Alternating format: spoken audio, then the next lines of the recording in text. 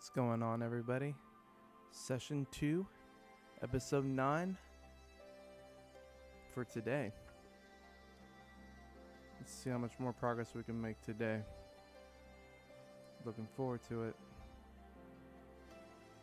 Or tonight, I should say, because it's nighttime now.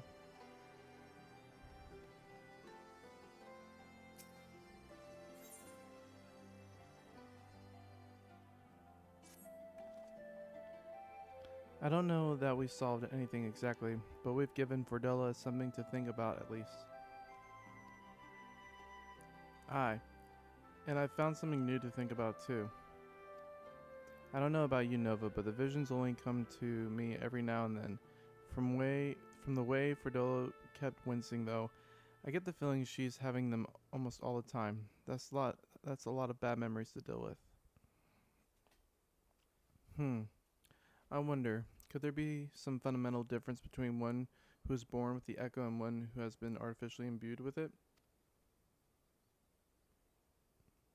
Well, the immortal flames have been scouring that research facility ever since the liberation.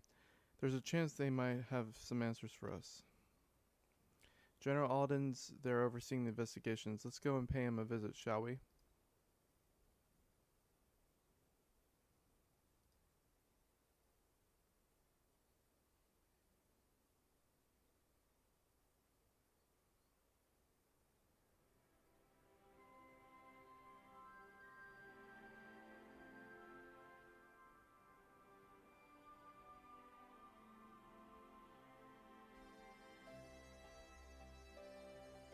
Looking at my settings right now, they look rough.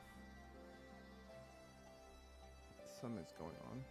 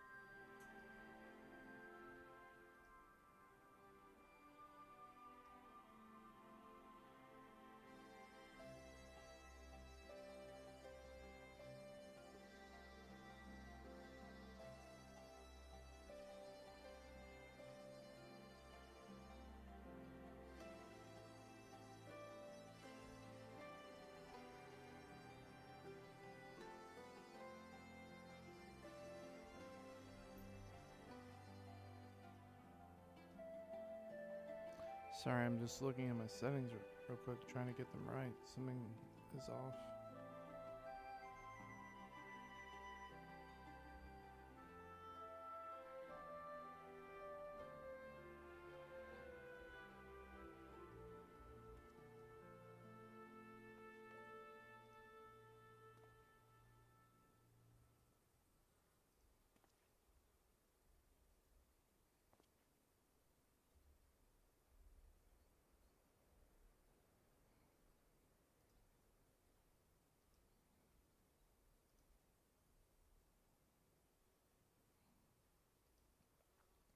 Interesting. Alright, well, we're just gonna keep going because I don't really know what's going on. So hopefully everything is actually okay. YouTube is making it look like my stream looks bad, and I can't tell if that's just this very second or something else.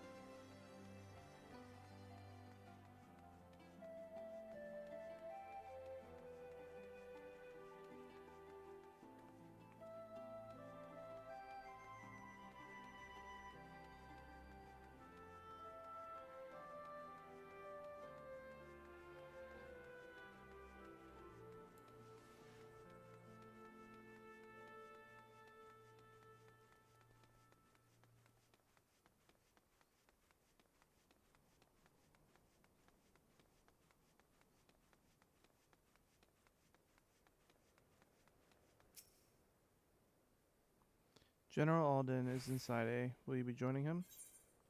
I will.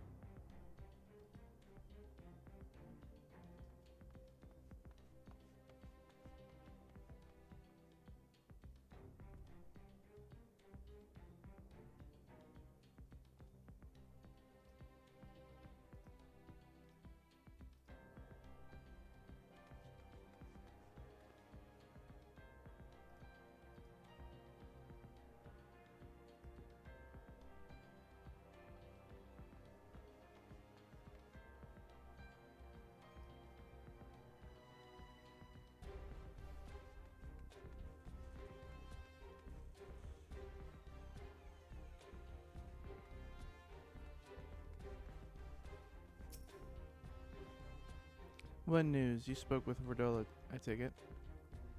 Yes, as expected, she didn't say very much, but it wasn't a total waste of time. Aaron Wald noticed something odd about her. He thinks she might be having visions almost constantly, which is not how the Echo normally works. Have you found anything here which might explain why it's so different for her? We've been hard-pressed just to organize the research materials, yet alone study them. To be frank, I'd welcome the science expert assistance if you have time to lend a hand.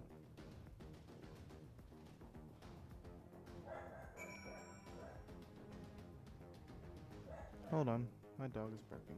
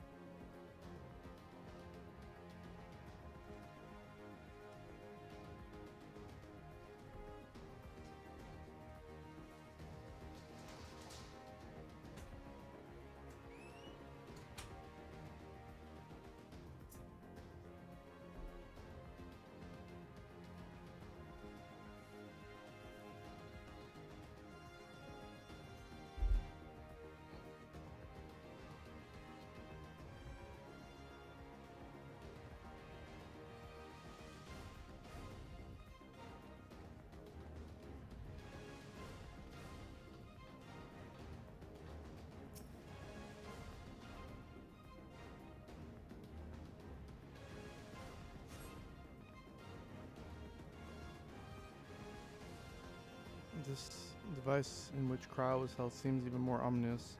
Um, ominous. Ominous. Can't read. Ominous now. You know its purpose. The surrounding pods are marked supply subject, while this one bears the label master subject. The Ironworks received a request from the Alliance to analyze these devices, and have been recording everything of interest. Did you notice the labeling? All the pods are designed to drain the ether of the occupants, save that one right there. Unlike the others, the interior has been fitted with an array of sensors to measure etheric waveforms. To what purpose, however, I couldn't tell you. Interesting. Can't be good. Whatever it is.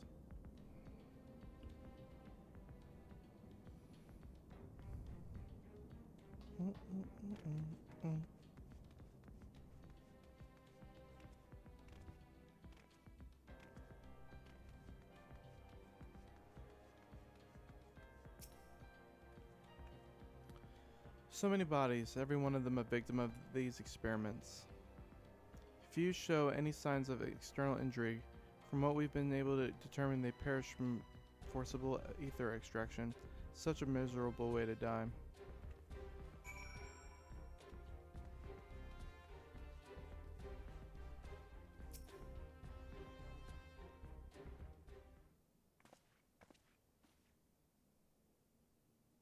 I know little and less of science, so any light you can shed on this facility's operations would be much appreciated. Nova, shall we start with you?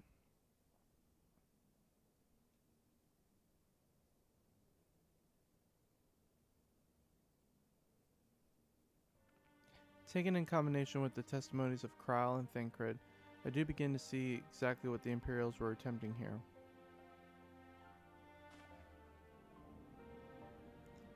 The enchantment procedure entailed infusing a single candidate with ether siphoned from a multitude of supply subjects.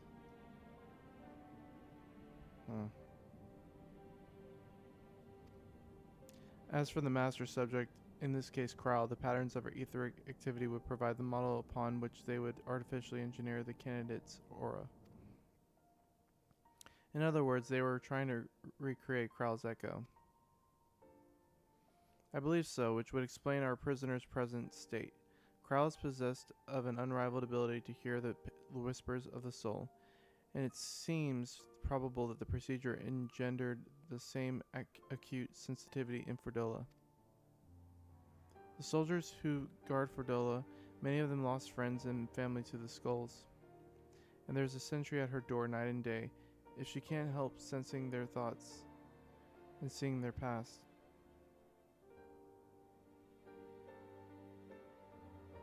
But you don't just see their past, you live it. All the emotions, all the pain. Imagine what it do to you. You'd never be the same again. Indeed, as you may recall, Elise was completely transformed by a single glimpse of Herrisvelger's past.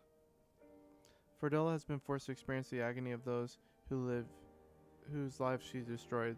The guilt must be unbearable. That explains her request to be executed. Sounds to me like a kind of justice. Regardless, she can suffer on for now. We have more pressing matters to consider. Raban, dang man. If the results of these experiments have been relayed back to Garlemald, there will be naught to stop the Empire from repeating the trick. They could give the echo to anyone, to an entire legion. We must be ready. We must learn all we can of these godforsaken procedures. Fordola remains our best source of information. She'll not be getting her wish, not yet. Right. Keep faith, lass. If you're to convince others to follow you, you must believe what you're telling them. People will respond to passion, but not if it's feigned. I understand. Thank you, General. We shall leave the flames to it. Let's go.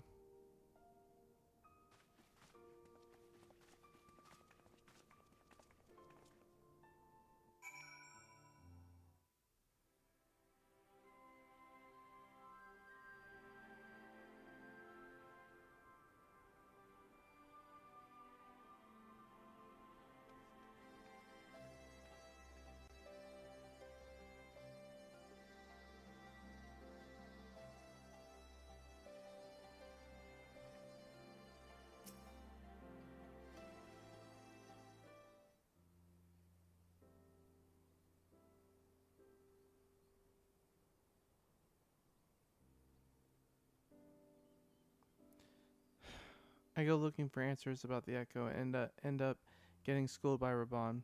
Yet more evidence that I don't know. Yet more evidence that I don't know what I'm doing. It's no wonder people listen to him and not me.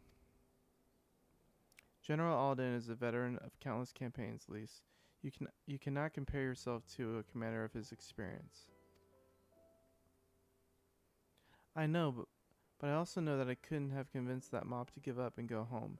It makes me realize how much we rely on his authority and how much I still have to learn.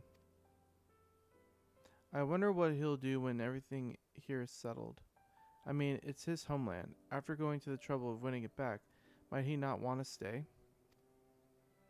'Tis a quandary which countless refugees now face, to continue the life they built in Ul'dah or start again in the land of their birth.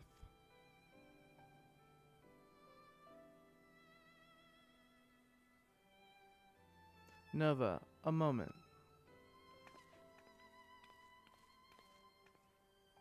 I am newly returned from Ul'dah with a message from the Sultana. Her Grace requires an audience with you. She understands that you have responsibilities here, but asks that you visit the palace, at your earliest convenience. Well, I must away and attend to other business. Until next time, my friends.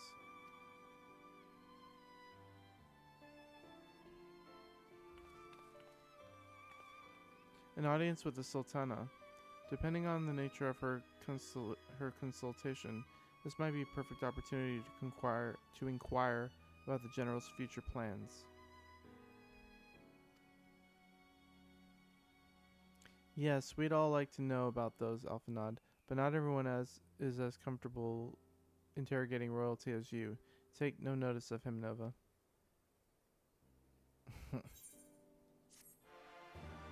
Basically just said ignore him.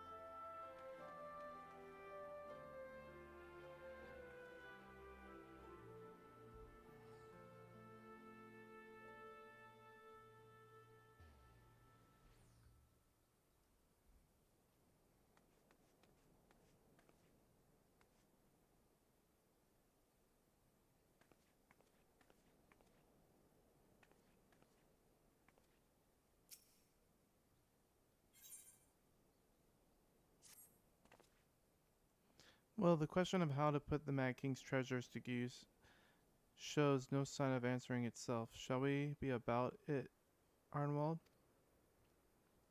I'm at your beck and call. And I should be getting back to my own tasks. I'll organize a squad to head down into the ruins and then start preparing for the big meeting. Oh, send Namano. Nana. Nanamo. Nanamo. My regards. I'm not pronouncing that right. Ours too, if you please. We shall see you on your return. Nanamo.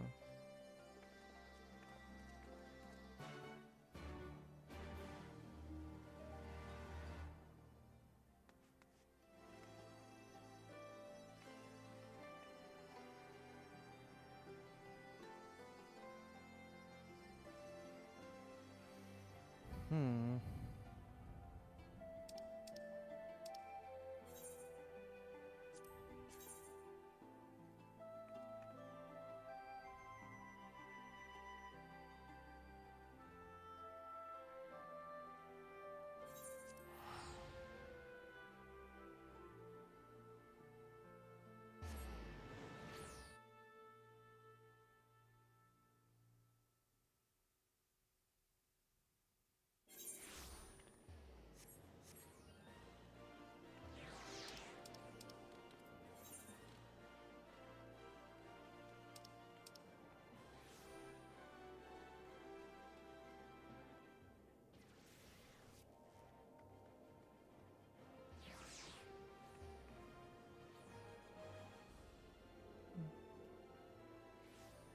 Man, I haven't heard that in so long.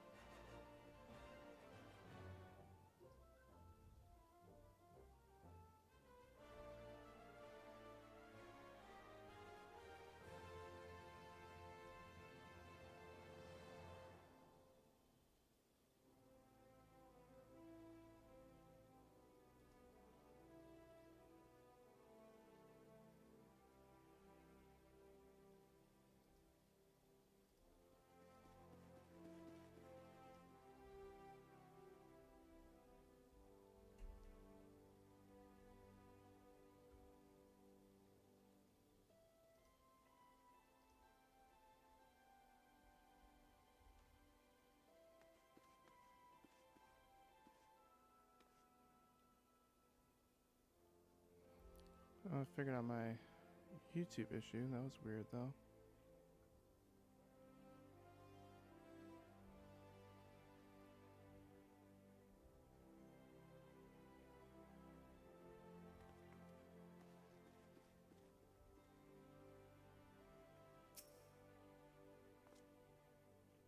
My lady, it was an honor to face you in the tournament. Since that day, I've spent my every spare moment in the practice yard, striving to attain some fraction of your skill with the blade. Ah, forgive me. You're here for your audience with the Sultana. Please proceed.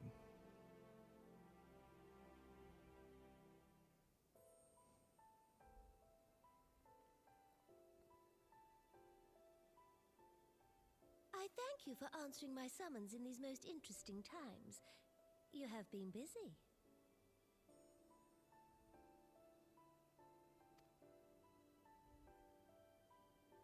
The liberation of Alamigo will have far-reaching consequences, and there is a matter upon which I would seek your counsel.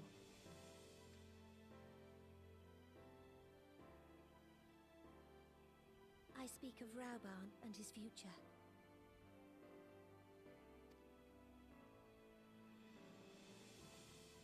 All know the tale of his rise from penniless refugee to member of the Syndicate and General of the Immortal Flames. Yet though he has come to call Uldar home, it will never be his homeland. He is a son of Alamigo.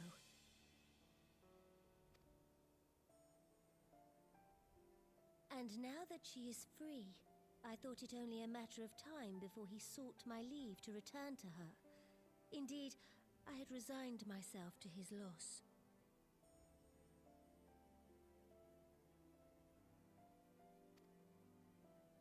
Suffice it to say, I was greatly surprised to hear him speak so lightly of handing over the reins in Alamigo and retaking his place at my side. I will welcome him with open arms, of course. He is my most trusted advisor and my dearest friend.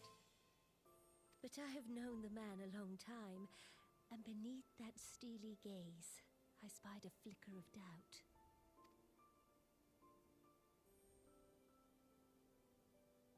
Whether Rauban chooses to remain in Uldar or return to Alamigo, I only wish that he do so with a heart unburdened by guilt or regret.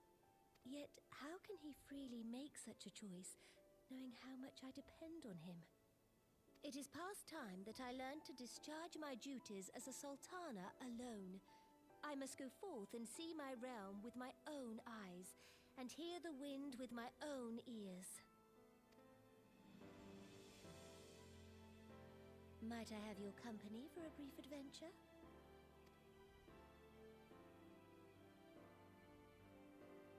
Wonderful. Allow me a moment to change into something a touch less conspicuous, and I will join you outside. That's dangerous.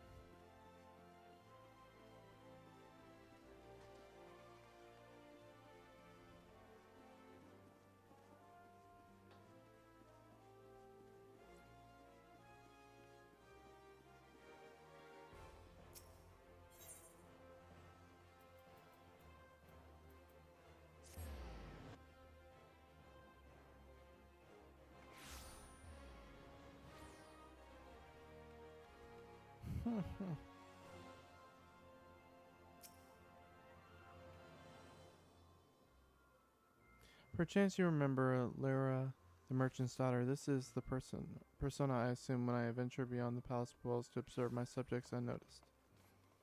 Ordinarily, Papashan would accompany me, but for this particular outing, I needed an advisor, not a minder. And that is why I requested your company. Over the course of your many adventures, you have met people from all walks of life, in every corner of Eorzea, and I would make use of your worldly experience. Now let us be on our way. Our first destination is Stormblood, just beyond the gate of Neld.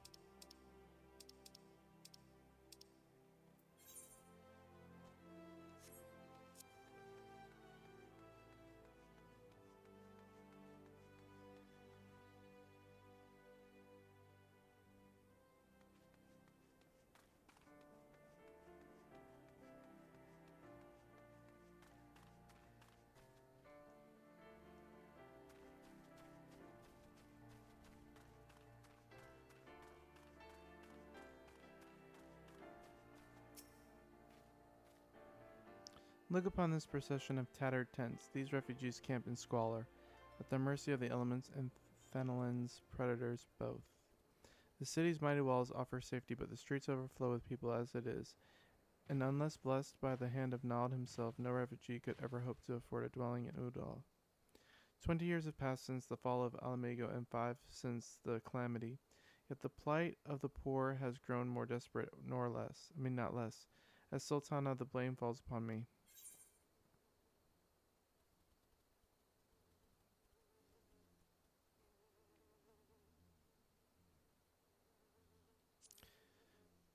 You have done your best, Your Grace. Then my best has not been good enough. Shall we press on? I would follow the road to the unholy air.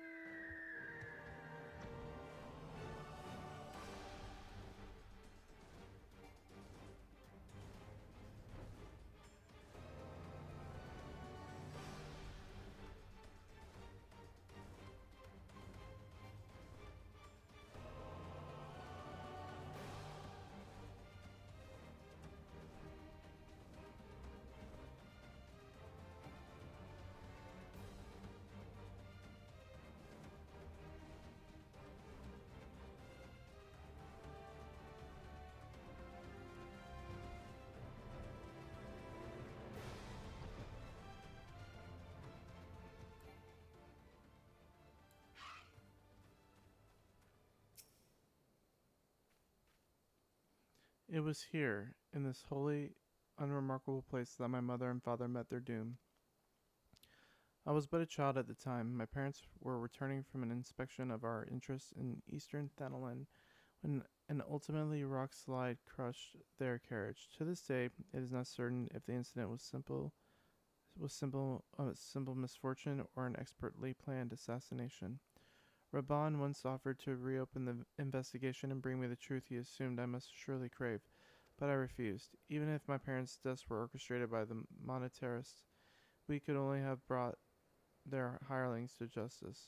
The true villains, those who plotted to put me on the throne as a biddable puppet, were ever beyond our reach.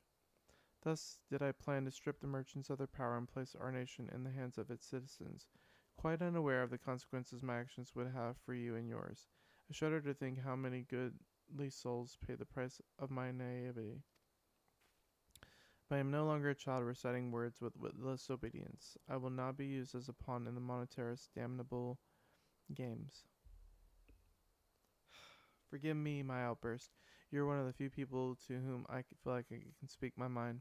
Come, let us return to Uda and visit the Colosseum.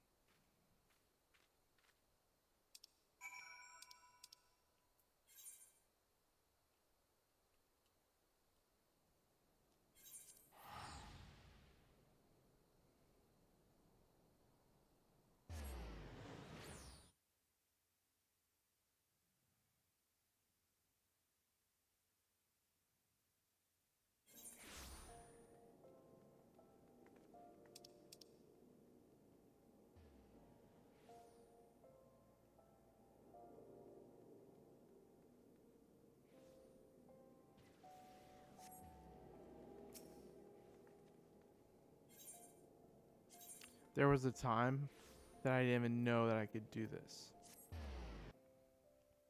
And it blew my mind when I finally realized I could do it. And I felt like an idiot. I was literally running all around Ulda instead of transporting. It was the craziest thing. I still can't believe it.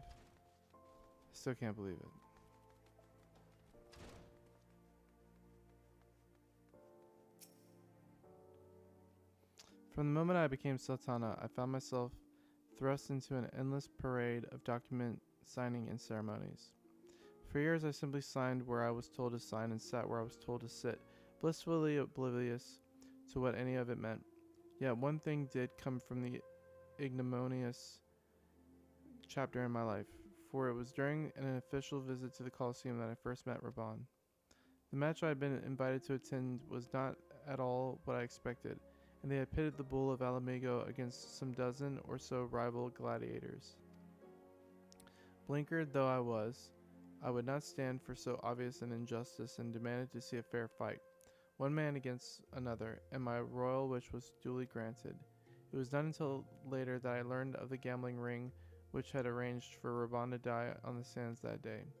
Regardless, my intervention meant that Raban had but a single opponent to dispatch, which he duly did, and when he knelt before me to receive his winner's purse, he swore that he would one day offer me his blade in service. Surrounded as I was by liars and manipulators, I confess I dismissed it as a pleasant piece of theater. But as you know, Raban is a man of his word. Though it took him another 5 years of fighting on the blood sands, he amassed a fortune so great as to buy not only his freedom, but a seat at the syndicate. And then I had my blade.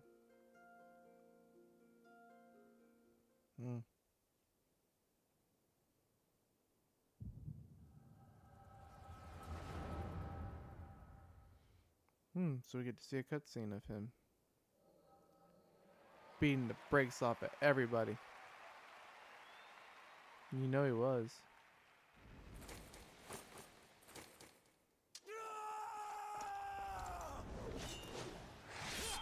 Woo!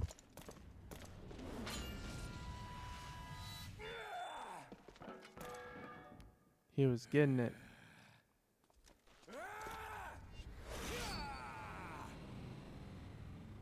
Let's go.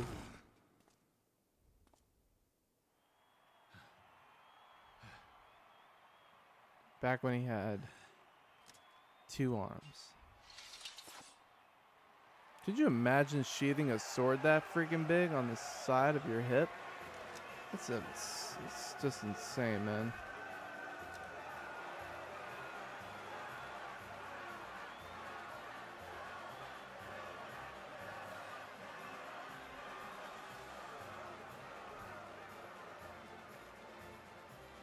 Your Grace, you mustn't! The danger is too great!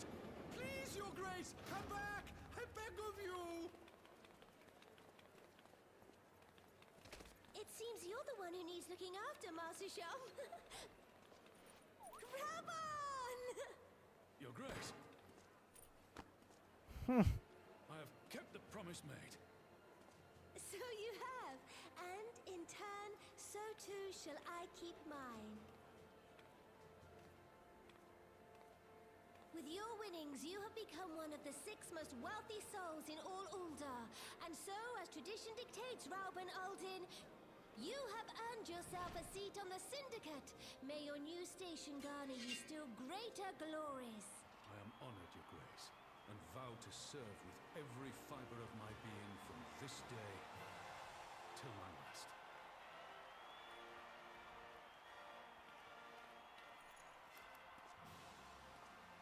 Long live the Sultana, and long live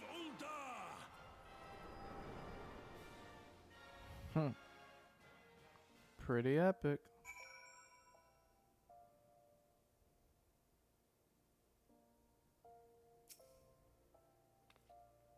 Words cannot well express what that man means to me. There are others who care deeply for my well-being, of course. Papa Sean's love for me is as that of a grandsire for his grandchild. But upon matters of governance, I cannot turn to bodyguards and maidservants for counsel. Raban, with the authority of his syndicate position, was the first sword I could wield. He was the only edge which could cut the strings that bound me.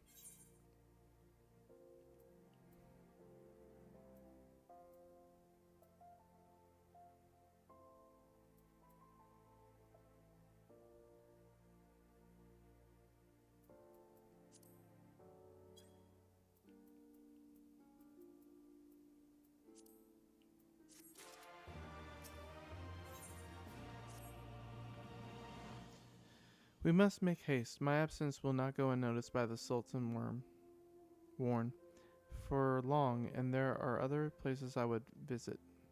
To the Arzaneth Asuri.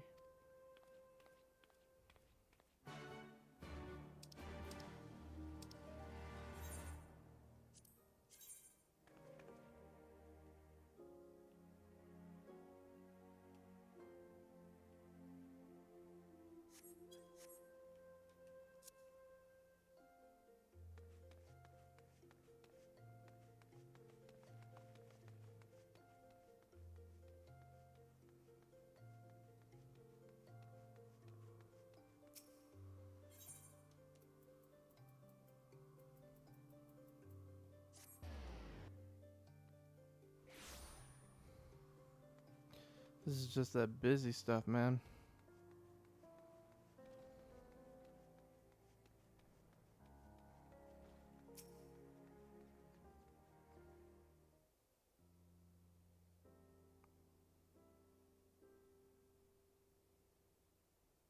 When the calamity threatened, Raban led the alliance forces into battle on the plains of Cartene, and I remained here. I prayed with all my heart that Arkan Louis, Lu, I am not even going to try to pronounce that, would have the power to rouse the 12. Since that day, I have made a custom of visiting this shrine during each of my little excursions. Here I seek the blessing of Thal, reflect upon my choices, and ask myself if I am fulfilling my duties as Sultana.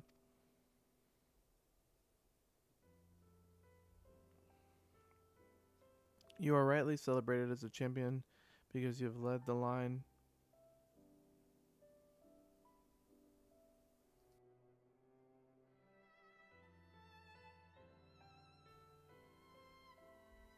in 100 battles for the good of Eorzea. In much the same way, I believe the measure of a monarch lies in how she leads her people in times of adversity. If I am to be a sultana worthy of the name, I cannot turn a blind eye to the troubles facing Ul'dah. I have chosen my path, Nova. With Alamigo now freed from imperial chains, I finally see a way to aid the refugees. You mean send them to Alamigo? I don't know about all that.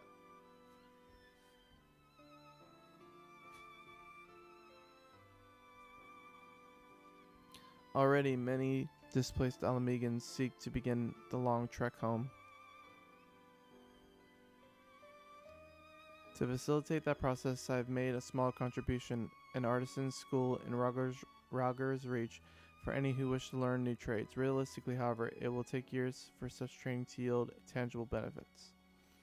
But we do not have years. These people will need shelter and employment if they are to survive, and this time the Ul'dah Treasury shall provide. Precisely where and how to allocate the necessary funds is, of course, another question. We just got a crap load of stuff.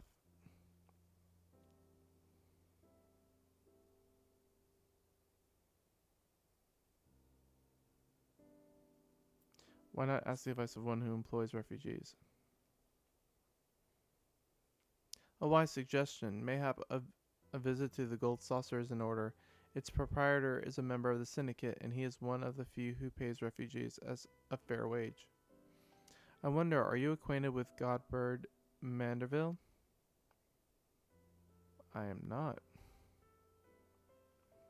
Ah, well, he is a most generous man, if something of an eccentric. Let us make our way to the landing, and I will see that word is sent to the Gold Saucer. Godbird should be only too glad to receive us. I need to slow down when I'm reading.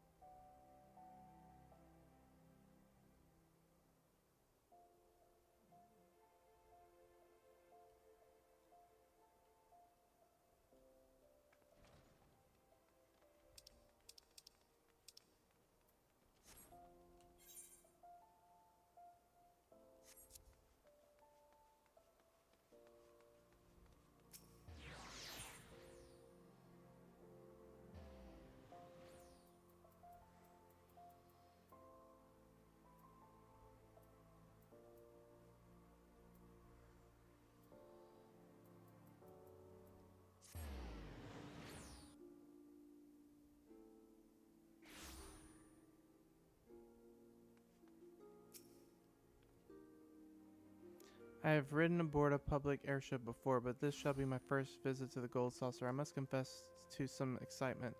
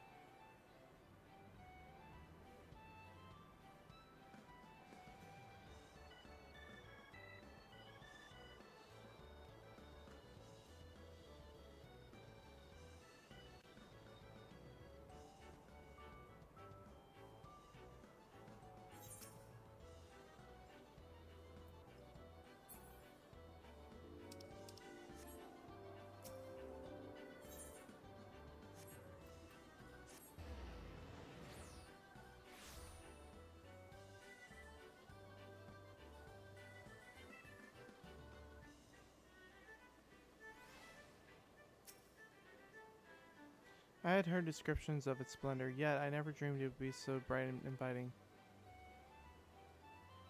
No, I couldn't possibly. We did not come here to fritter away the royal coin. Godbert will be expecting us. Come, let us head directly to the lounge and ignore these gaudy temptations.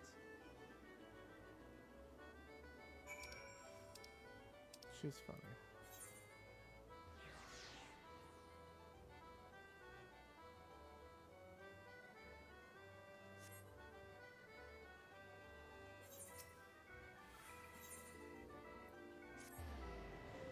Oops.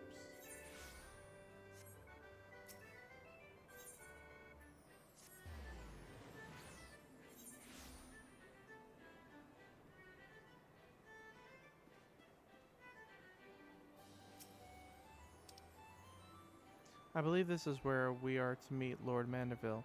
Shall we sit while we await his coming?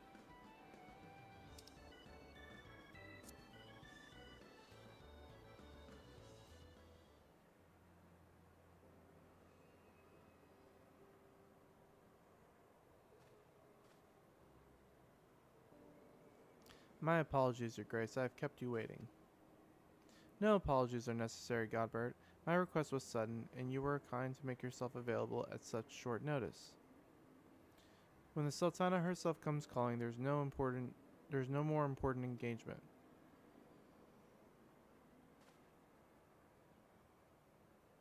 As to the purpose of my visit, I would have your thoughts on how the crown might best aid the refugees residing in Thanolin.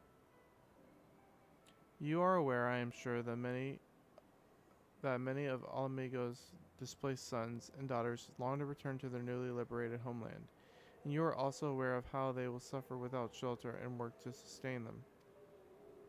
I will use our nation's wealth to spare them that suffering. What advice have you for me on the matters of how it might be best distributed?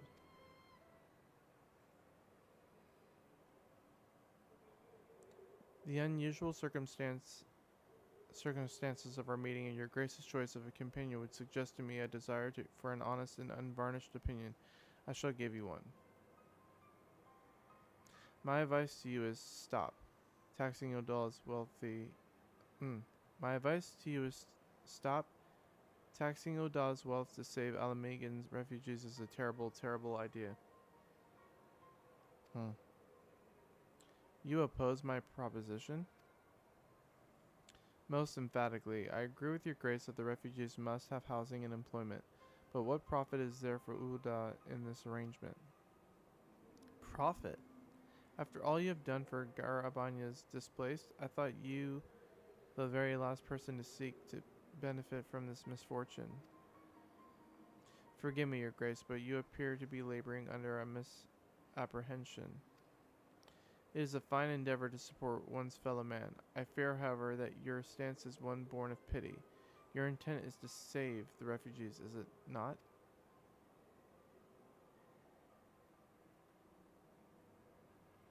For all our potential, we are indolent creatures of nature. If unconditional charity is all we know, we will begin to rely upon it, to expect it. And then we must consider Uldah's own poor and downtrodden. Should they hear of you spending the nation's coin not to improve their lot, but to nurture the distant citizens of Alamigo, it is unlikely they will applaud your generosity. Surely it is not your Grace's intention to foster new resentments, but to spread goodwill. Indeed, then any support I pledge to the refugees must promote self-sufficiency, whilst also serving the interest of the people of Ul'dah. Exactly so. Such an arrangement will create a far more equitable relationship with the returning Alamigans, even as it generates the revenue required to win the approval of your subjects. You have given me much to ponder, Lord Mandeville. I thank you for your candor.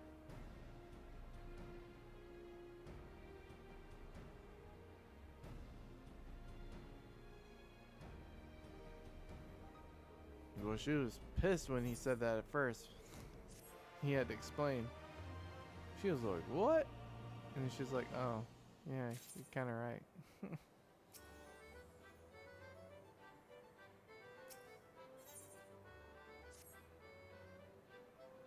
Profit, the thought never even crossed my mind.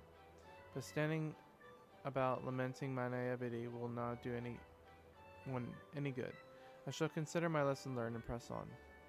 Nova, are you perchance acquainted with any successful merchants? If my attempt at philanthropy is obliged to reap a profit, it would seem wise to consult someone with a knack for business. Ordinarily, I would not trust any agent of the East Eldenard Trading Company. But if you hold this Hancock fellow in high esteem, I am content to be led by you. You may repay my faith by journeying to the distant Kugane and speaking with him on my behalf. Eager though I am to visit those shores, I have not the leisure for a lengthy sea voyage. Now, assuming you will travel as adventurers are wont to do, I shall await your report by the Etherite in Ulda. A fair journey to you, Nova, and a swift one, if you please. Boy, she just be moving like she's not the queen. Or the Sultana.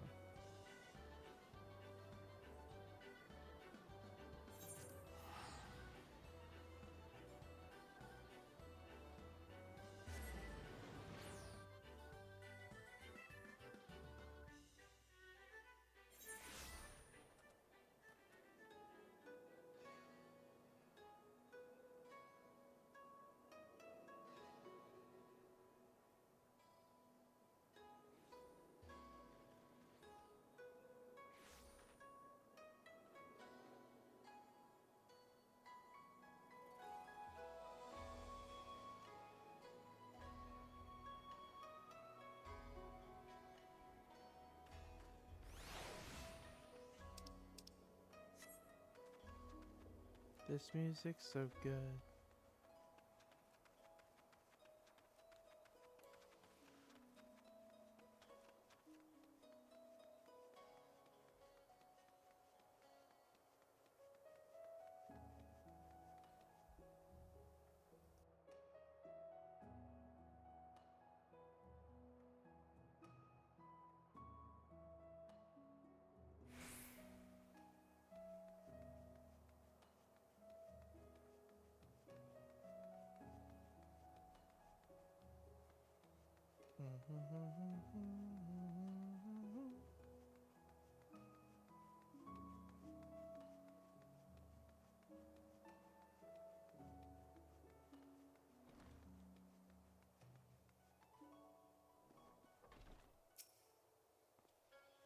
Greetings, Honored Madame.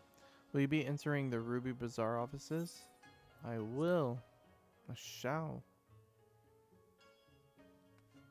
Hancock. Nova, to what do I owe this pleasure? Or are you here on business? Business? I beg your pardon. Her Grace the Sultana would have my opinion on how best to invest the wealth of Uda? My dear Nova, I have you to thank for this recognition, I am sure, and I am flattered that you came to me, truly flattered. But why settle for a lowly apprentice when you could have the master? Upon matters of profit, there is no one living soul better qualified to advise Her Grace than Chairman Lolorito, a man whose morning exertions are said to fill his garderobe with gold. I should be happy to arrange a meeting for you, say at the Science former headquarters in Thenelin. The Waking Sands would seem a suitable neutral venue for negotiations, don't you think? Farewell, Nova, and may your dealings prove fruitful.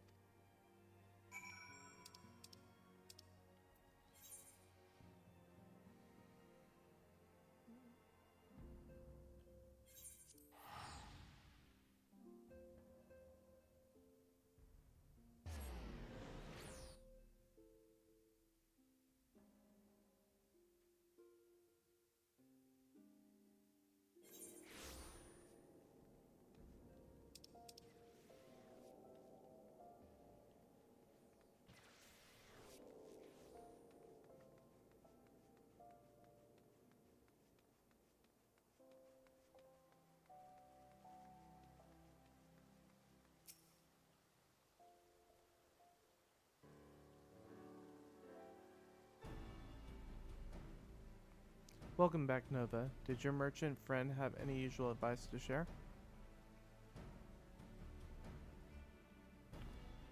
With Lolorito, and you agreed to this? I am well aware of his standing in the field of business, but I had hoped to keep the monetarist at arm's length, and him in particular.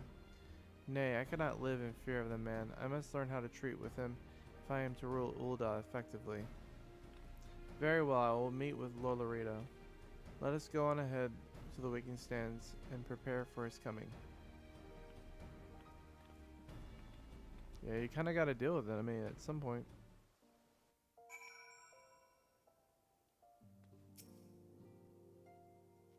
So this is where the Scions first congregated. I have heard many tales, but never had the occasion to visit.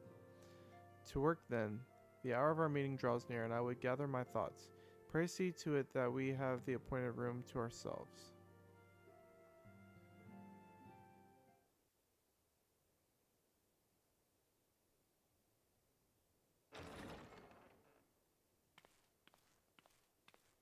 A personal summons from the Scions. This must be important business indeed. Though, if it concerns anything so underhand as an assassination, I fear I can be of little help.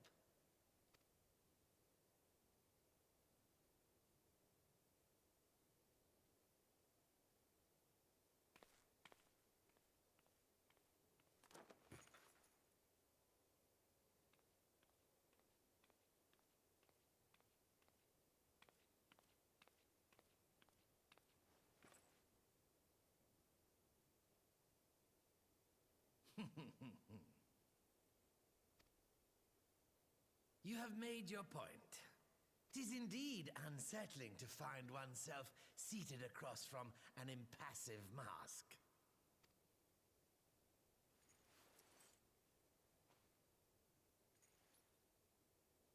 There, would this better please your grace? Or should I address you as Lady Lilira?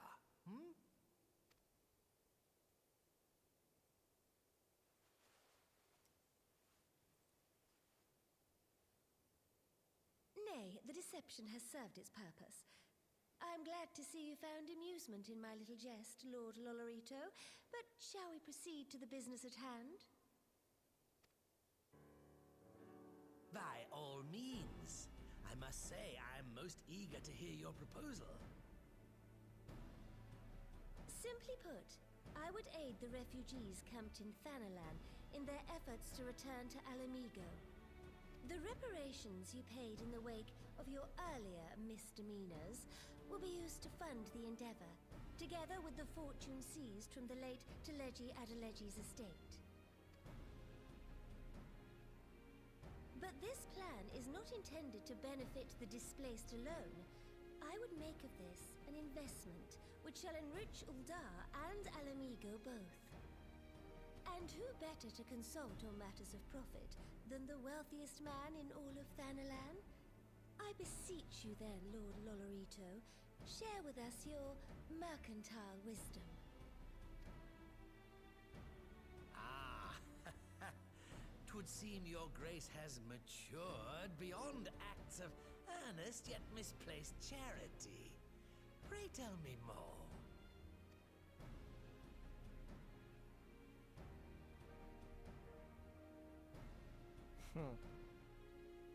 To summarize, in return for facilitating the repatriation of refugees and assisting in the establishment of new industry in Alamigo, you ask that a proportion of all subsequent profits be promised to Ul'dah. Huh, I am impressed, Your Grace. 'Tis an elegant solution, albeit one lacking certain crucial details, specifically which industry and where. How swiftly you identified the weakness in my plan, just as I knew you would. Your travels have taken you across the length and breadth of Gir Abania, and you know the land far better than I. Which of the settlements you visited would best provide a home for our refugees? Which has the greatest potential to flourish, given the appropriate investment?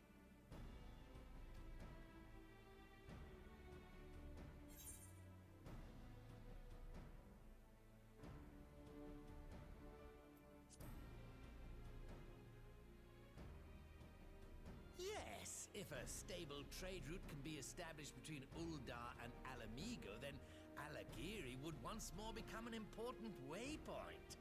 But while such growth would greatly benefit its current residents, I'm afraid it could sustain little beyond that.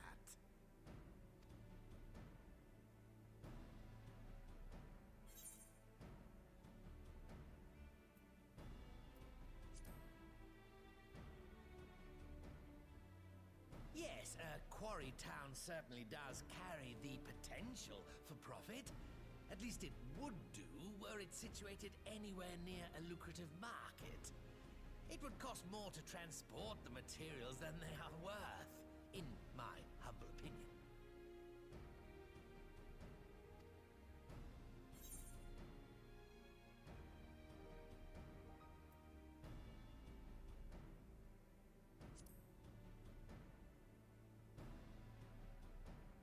Ah, yes, that desolate little village on the shore of Loch Seld. I know the Saltry and its products well. The Imperial invasion brought an end to their more widespread distribution, much to the dismay of many a wealthy gourmand, myself included. Salt has ever been a transformative ingredient, and in this instance, I dare say, it could transform a modicum of effort into a mountain of gill. The local citizens will need to be consulted, of course, but I trust the East Aldenar Trading Company can be relied upon to provide its assistance in negotiating a mutually beneficial arrangement. Naturally, Your Grace. I shall dispatch representatives well versed in the extraction of this white gold and wring every last ounce of profit from its production. The Loch's bounty will contribute to Alamigo's enrichment, whilst easing the burden on the bull's aching shoulders, just as Your Grace desired.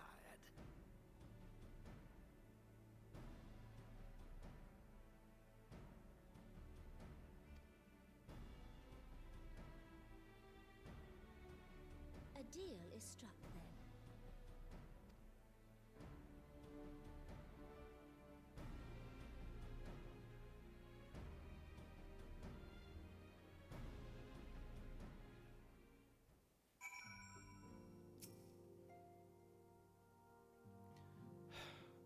I fear it will be many years before I feel comfortable taking part in such negotiations.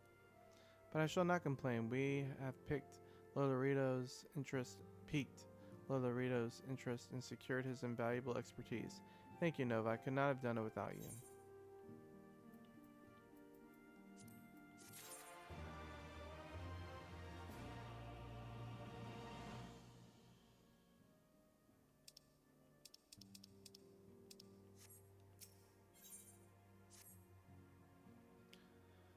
Of course, it is decided. I shall return to the palace and have my ministers begin work on implementing the particulars of the plan. If I could prevail upon you one more time, Nova, I would ask that you convey the details of our negotiations to Commander Hex on your return to Alamigo. My thanks again. Together we have laid the groundwork for an endeavor which promises to benefit the people of Alamigo and Uldaz both.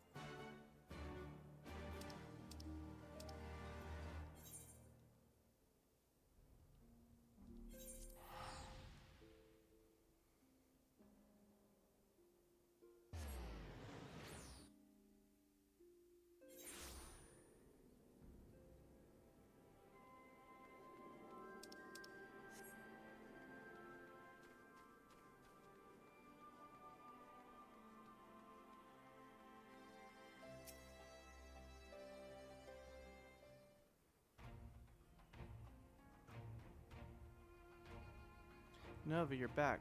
What did Namino say? Oh, sorry. Are you allowed to talk about your audience with the Sultana? So Raban says he's going to return to Ulda, but she isn't sure he wants to. Tell us something we don't know, but I am pleased to hear she's committed to helping our refugees come home. And this plan to revitalize the Saltery does make a lot of sense. Quite how you convinced her to seek Lilarido's help is another question. After all that has happened, he is the very last person I would expect her to turn to for advice. But on a more practical note, Lise, assuming the interim government elects to accept Ulda's proposal, I have one caveat I should like you to include in the bargain. Alamego must be permitted to cover a portion of the investment. We have a fortune at our disposal after all, and allowing Ulda to provide the entirety of the capital will afford Lilarido too much control. Alphanot always trying to stick himself in something, man. Honestly, Alphanot, it's like Kagane never happened. What exactly does a ruthless profiteer have to do to earn your trust?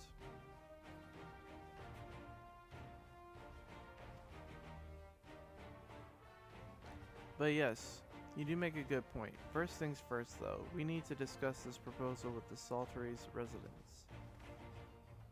Whisker, how do you fancy explaining the Sultana's plan to your grandfather? I'd like to hear what Watt thinks of the idea before agreeing to anything. Right away, Commander. Would you mind coming along, Nova? I might need you to fill in the details. Then I shall come as well.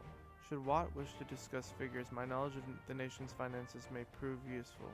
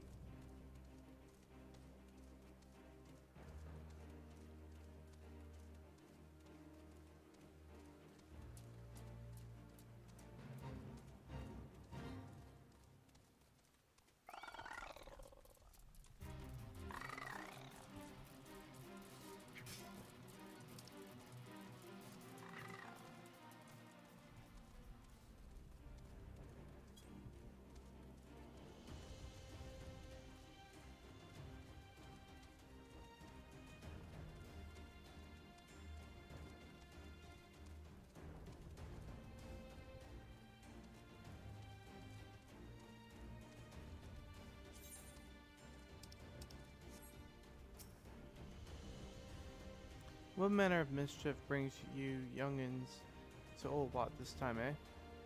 They want to rebuild the Saltery, Granddad. Nova, tell them about the deal. Well, bugger me. We never had that coin on, we've never had the coin or hands to put to the place back to how it is. We've never had the coin or the hands to put the place back to how it was. But it sounds like that's about to change.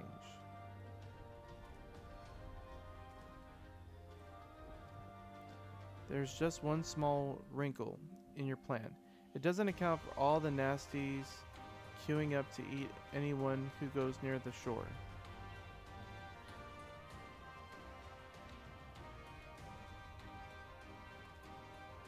The king used to send soldiers to cull the buggers, but the Imperials weren't about to help the likes of us. Don't worry, Granddad. We'll take care of all of that. Commander Hex has been talking about starting up regular patrols. I'm sure she'll assign me to Locke if I ask.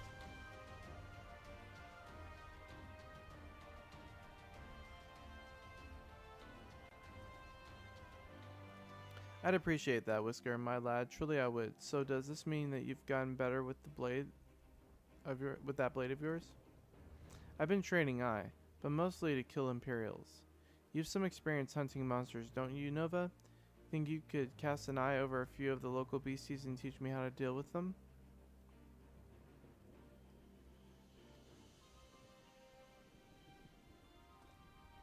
Let's not waste any time then. I'll see you by the lock.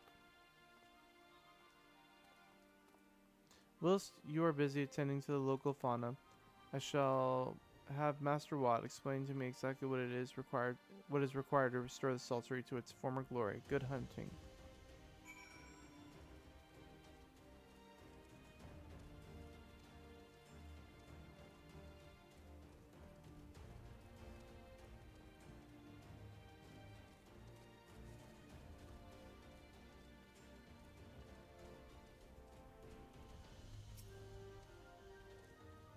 Right then, Nova. I got a spyglass here you can use to take a closer look at the pests. Once you've got their measure, you can tell me what to do, and we'll see how well I get on. Search your surroundings for Yabby. You may move the camera as well as zoom in now. Target a Yabby and inspect it with R2 and X.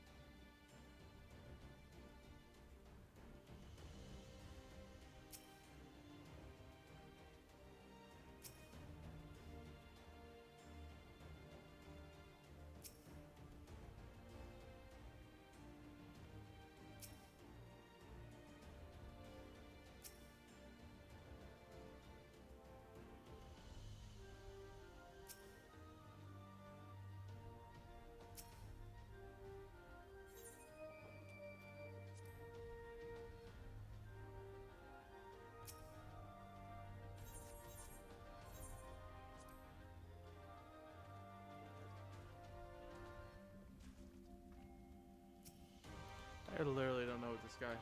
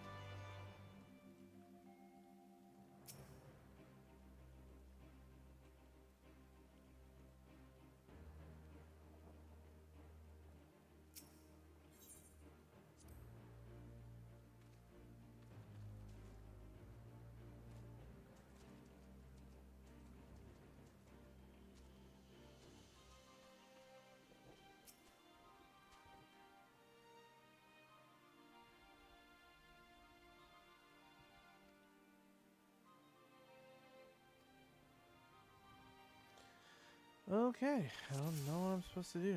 I thought I did what I needed to do. Apparently not, though.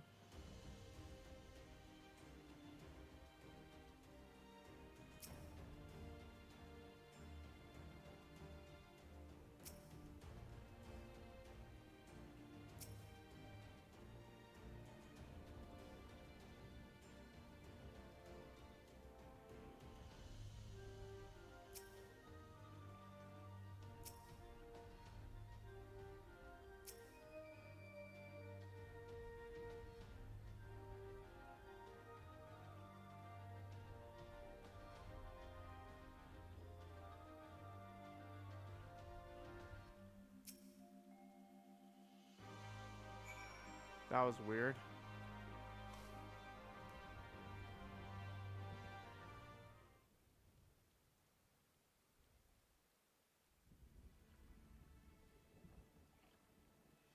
The Yabby's entire body is protected by a hard carapace, but the underside of the head looks soft and vulnerable. Ah, looks like you found a Yabby. They say hitting their shells is like smacking a rock. Any suggestions? Aim for the soft underside of the head.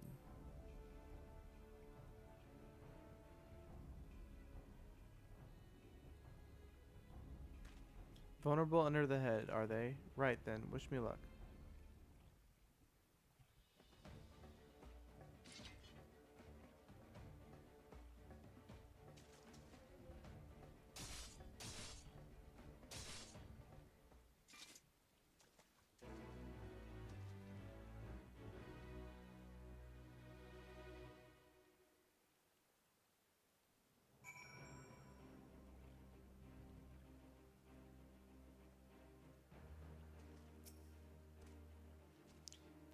Thanks, Nova. I did just as you told me, and Wavekin went down like a sack of potatoes. Let's find something else.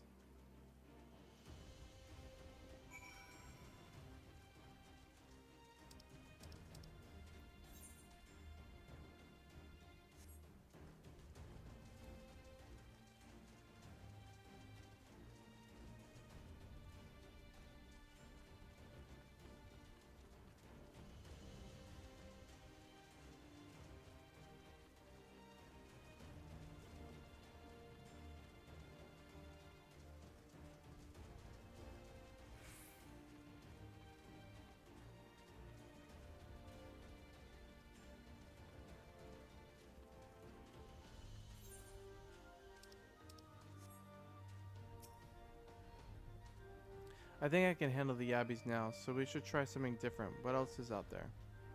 Search your surroundings for a Phobad. You may move your camera, blah blah. Okay. At least now I know what I'm doing, because I didn't know what the heck I was looking for.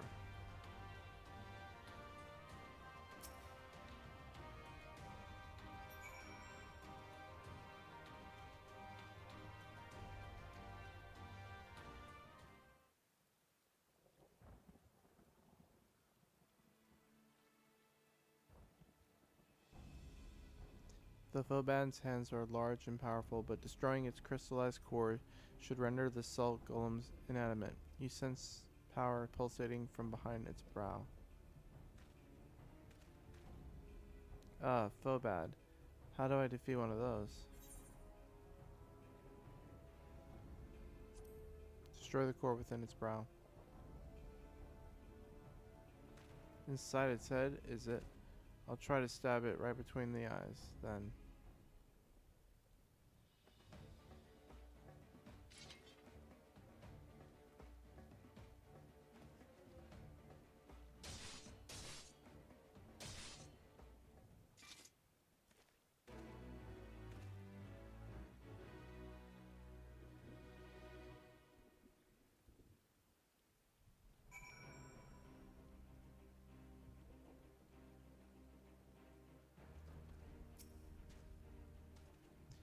Pant, pant.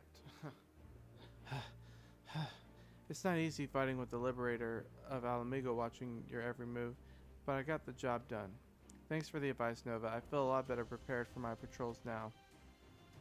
Any road, we should head back to the Saltery before Granddad starts to worry. I've been snipped into pieces and fed to a Yabby's hatchlings.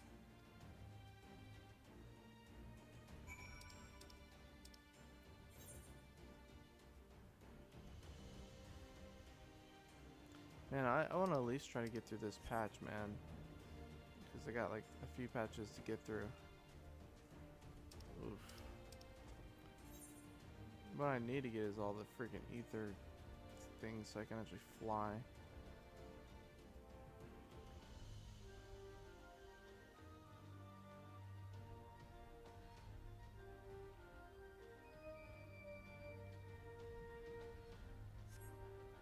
Speaking of that, how many do I got? Not a lot.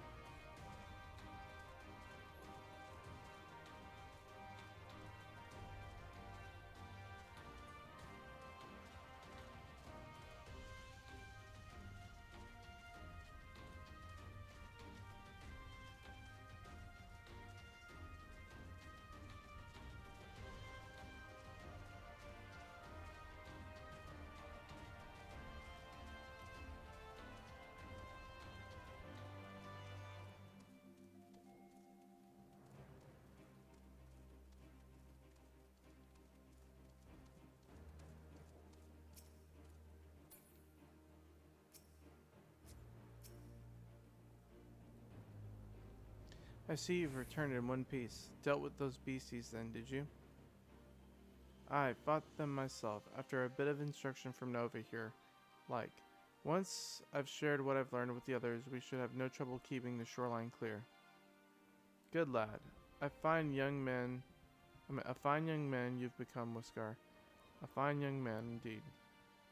Too often of late, I hear tales of folk over in the city, drunk on victory and hungry for revenge, their heads stuck firmly in the past. But we need to set our sights on the future, on things which improve our lot. Things like getting the Saltery ready to welcome our long lost countrymen.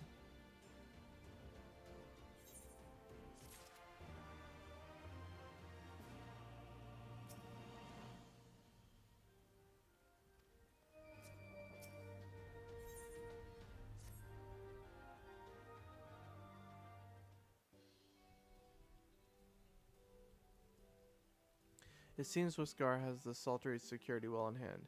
I meanwhile have discussed the next steps with Master Watt and completed my inspection of the site. With a little work, the vacant buildings here could be made into very presentable dwellings. Message from General Alden. Apologies for the interruption, Miss, but the General would speak with you at your earliest convenience. Do not feel obliged to wait around on my account. I will remain here to hammer out the finer details with Watt, and act as an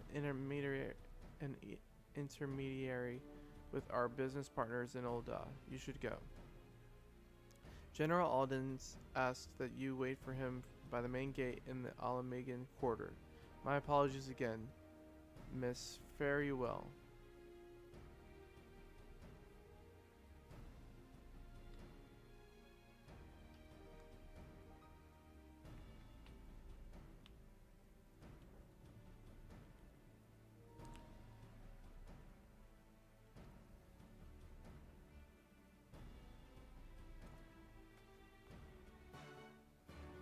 Ba-da-dum, ba-da-da-da.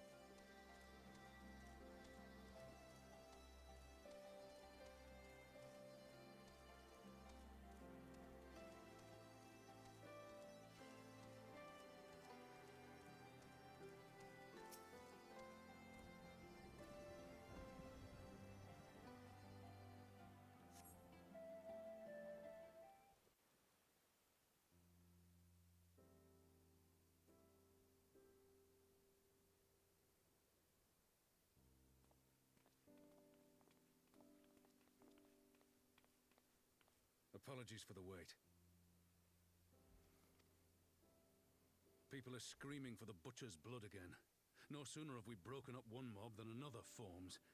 Thankfully, all have been amenable to reason, thus far. But it is no concern of yours. We must speak of the men Arenvald and his comrades apprehended in the peaks. By their uniforms, the captives were first judged to be Imperial troops. But after further investigation, their true identities came to light. I dare say you remember Yuyuhasi and Laurentius, the fugitives who conspired with Captain Ilberd in the Crystal Brave's betrayal. Aye, well, it would seem they followed him all the way to the wall. It was they who orchestrated the slaughter of the resistance fighters prior to the Griffin's infernal ritual. Were it in your hands, how would you punish these men?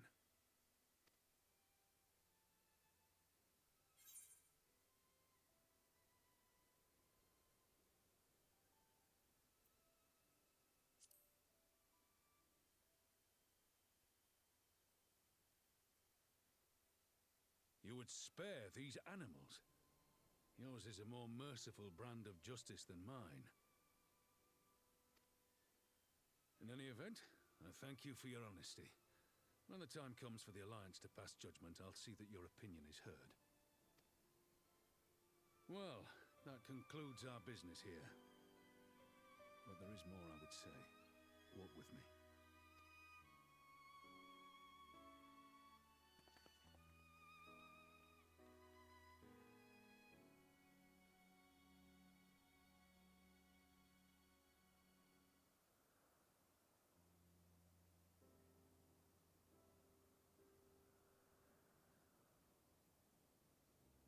I bear a share of the blame for Ilberd's atrocities. Had I openly supported the cause of Alamegan liberation, he might not have felt driven to do what he did.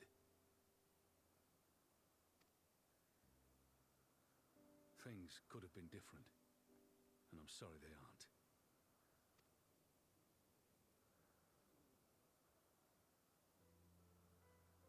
But even after all that has happened, my homeland is free. With the Scions and the Alliance at their side, my countrymen have reclaimed what many thought lost forever. Under her new leadership, I have every confidence that Alamigo will emerge from the shadow of the Empire and rise once more to greatness. Which means my work here is done. Soon I will return to Uldar and take my place at the Sultana's side. Father... I'll not deny there's a part of me that wants to stay. The same part that contemplated renouncing my rank and joining you as a wandering sellsword.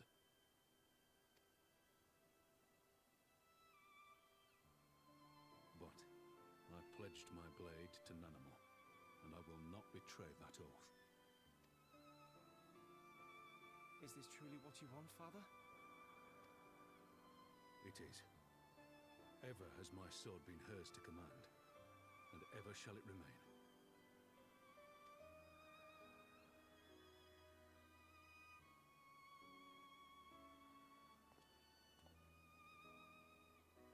Thank you for lending an ear. When all the rest are clamoring for me to stay, I trust you'll send me on my way.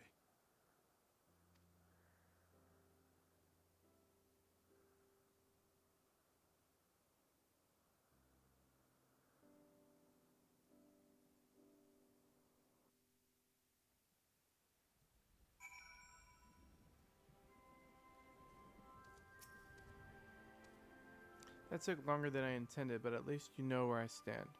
Now that's settled, Ehrenwald, what news? We may have a problem, sir. A group of Anata have arrived at the main gates, and I don't mean the Avera. These are Quiliana.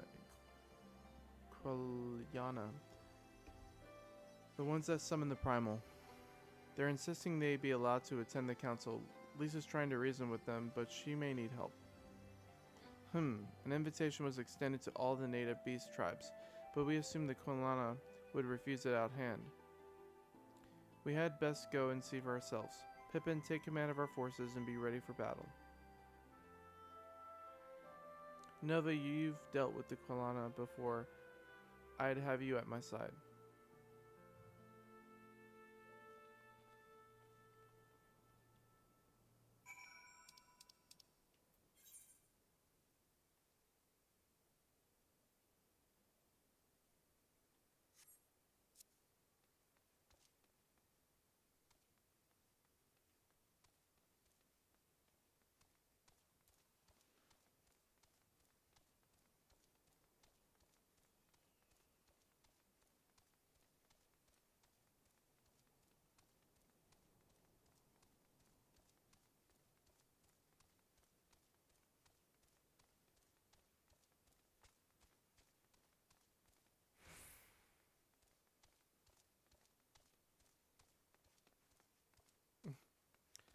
Dead end.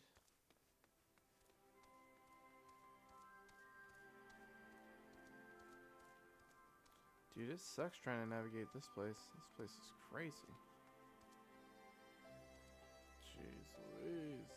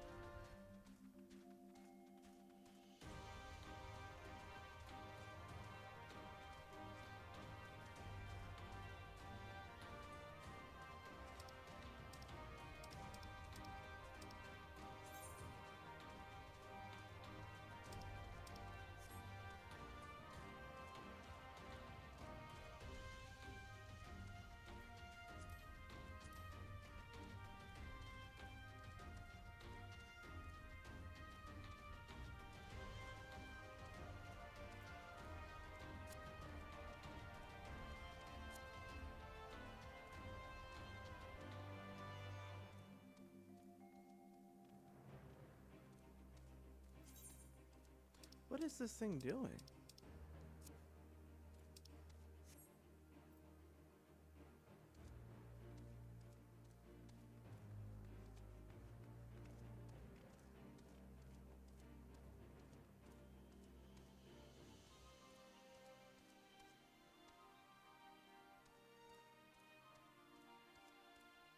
Okay, how do I get in this?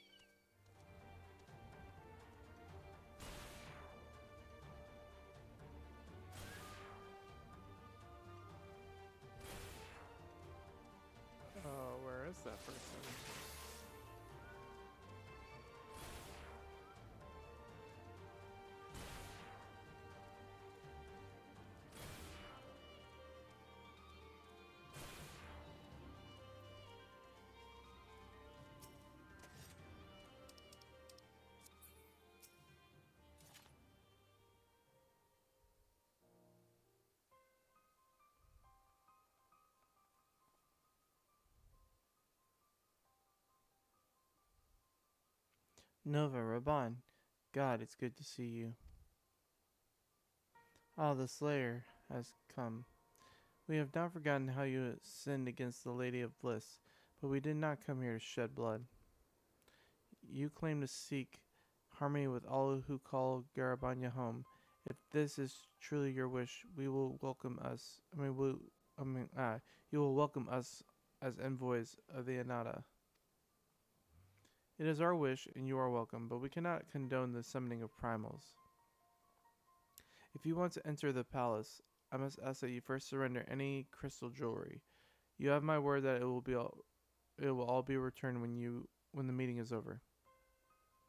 We will do as you ask, but you will not have our weapons. We are not so foolish as to place ourselves entirely at the mercy of our tormentors.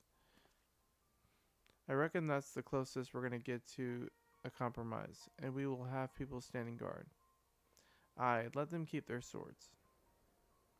Then we have an agreement. Lead the way to your meeting chamber.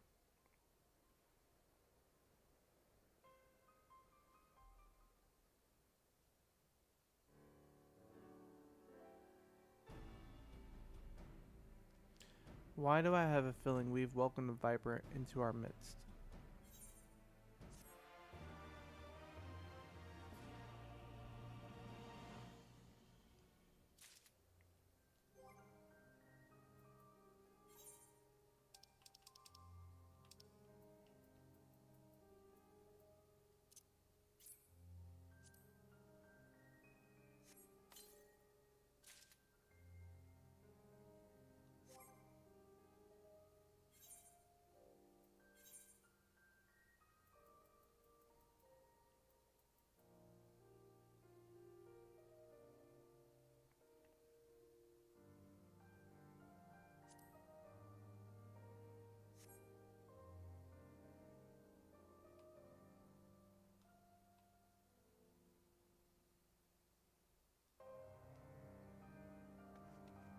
Nice.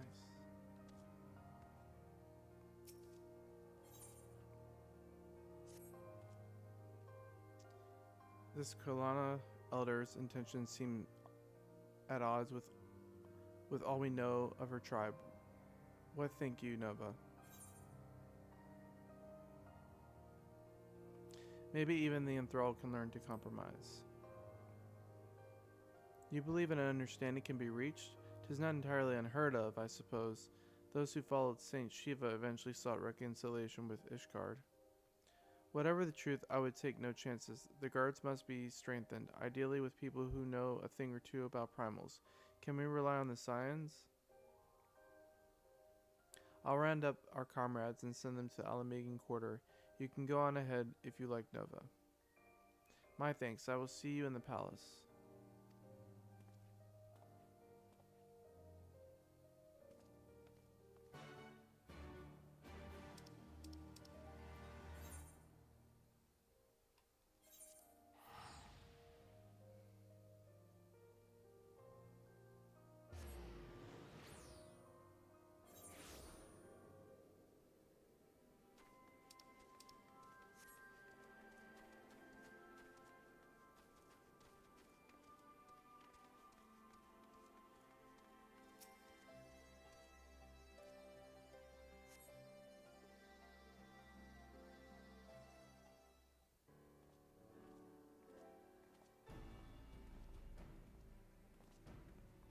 Nova, I've brought reinforcements. Ball told me of the arrival of our unexpected guests, and I agreed that would be a prudent and I agreed that it would be prudent to call upon Ishtola and Thancred as well. One can never be too careful when dealing with the enthralled. I'm not familiar with the Kolana tribe myself, but Alizé's report suggests that they shunned contact with other races, despised it in fact, even compared it to other Anata. Indeed, this apparent reversal in attitude is most curious. No one expected a response to our invitation, much less an envoy. I imagine Lise was forced to make some rather hasty arrangements in order to accommodate them. Speaking of which, How would we deploy ourselves? If the meeting is to be held in the throne room, it would seem wise to have eyes both inside and outside the palace. Ishtola, I can stand guard without. That leaves the three of you to keep watch over proceedings in the throne room instead. Understood. We join General Alden inside then. Nova, do you know of the rear entrance to the palace? It's on the eastern edge of the city, at the top of the stairs. The guard there should have been instructed to let us pass.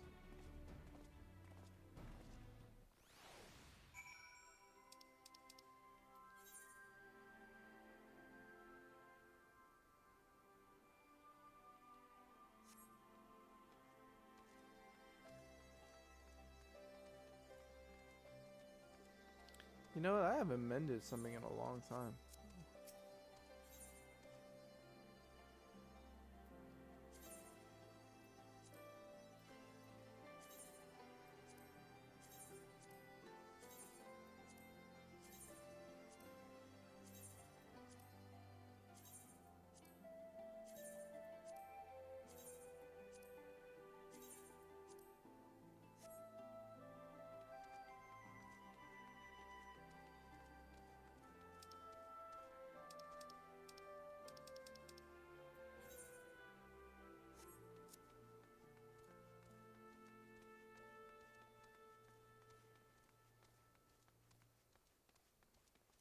I forgot mending weapons was even a thing in this game. I mean, that's what happens when you stay months away from a game.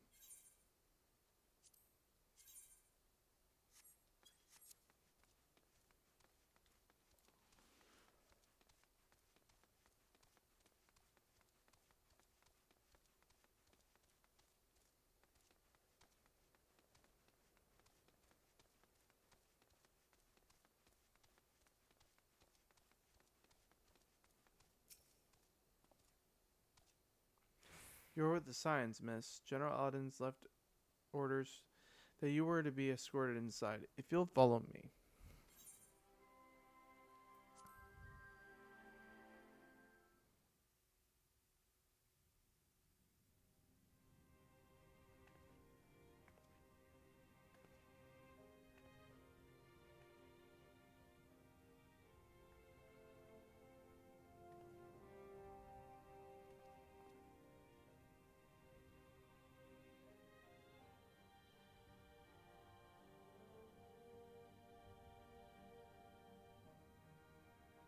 Thank you all for coming. I am Lise Hext, and I speak for the Resistance. Among you are village elders, refugee leaders, envoys from the Ananta and the Kikern.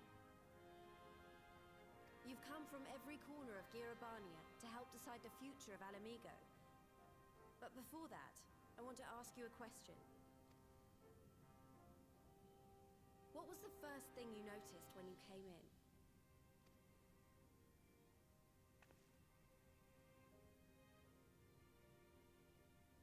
For me, it was that empty throne.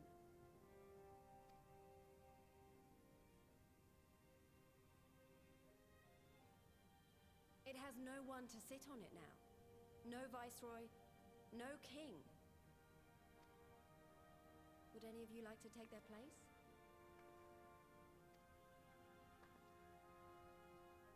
Or should someone else sit there?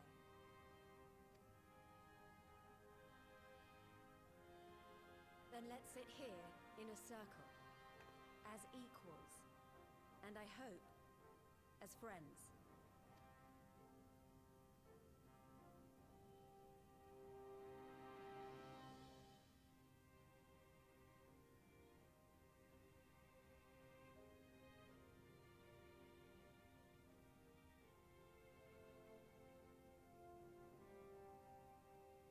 Expertly done. Lise has removed monarchy as a choice early in the game, and positioned them to consider a joint government. All things considered, I would say events have got off to a fine start.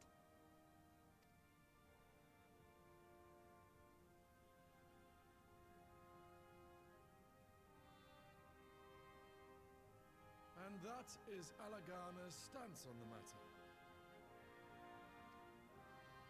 Thank you, Ragenfrid. Another vote in favor. Next, let's hear from Shanti of the Kalyana. Tell us, how do your people feel about the idea of a republic?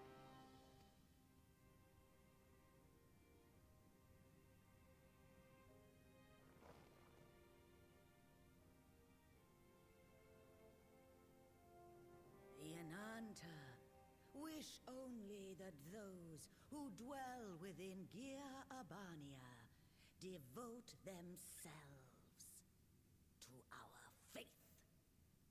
No? You shall all worship Sri Lakshmi!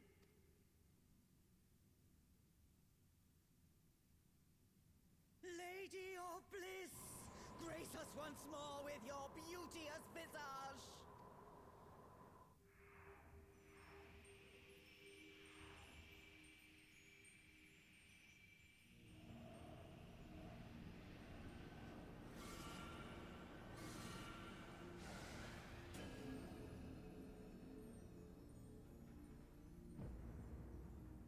Really? This can't be happening. No crystals were allowed through the door. We can worry about the how of it later. We need to evacuate these people right now, or the Primal will make thralls of them all. It's up to us.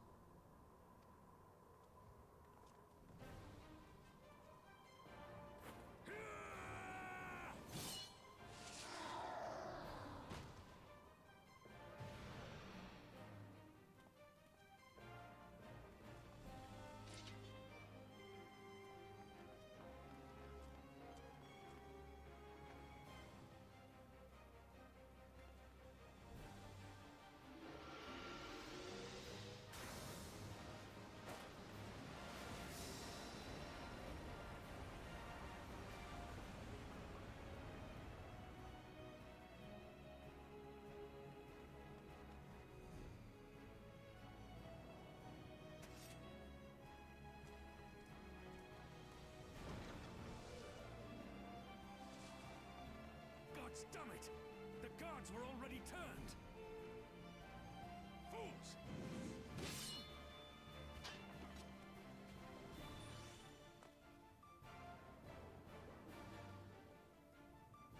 No, you don't! The Kalyana would see us all enthralled. Then they're going to be sorely disappointed. We have the Warrior of Light and Arenvold to shield us.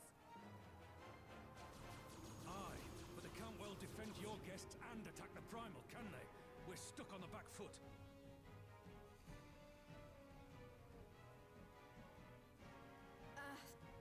All right, I think I have an idea. Keep these people safe, General. I'll be back as soon as I can.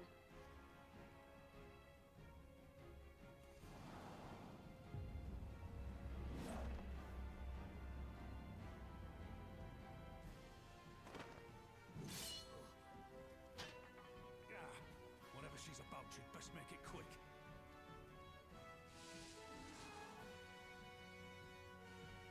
Come then. Who will be next to die on my steel?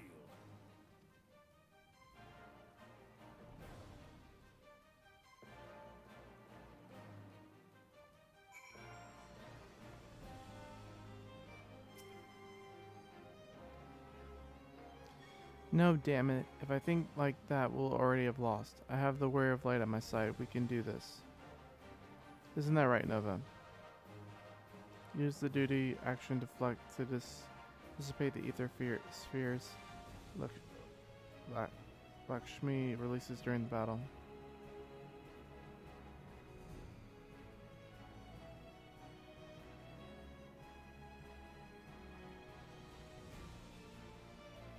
Be warned that allowing an ally to be enthralled by an ether sphere will result in failure.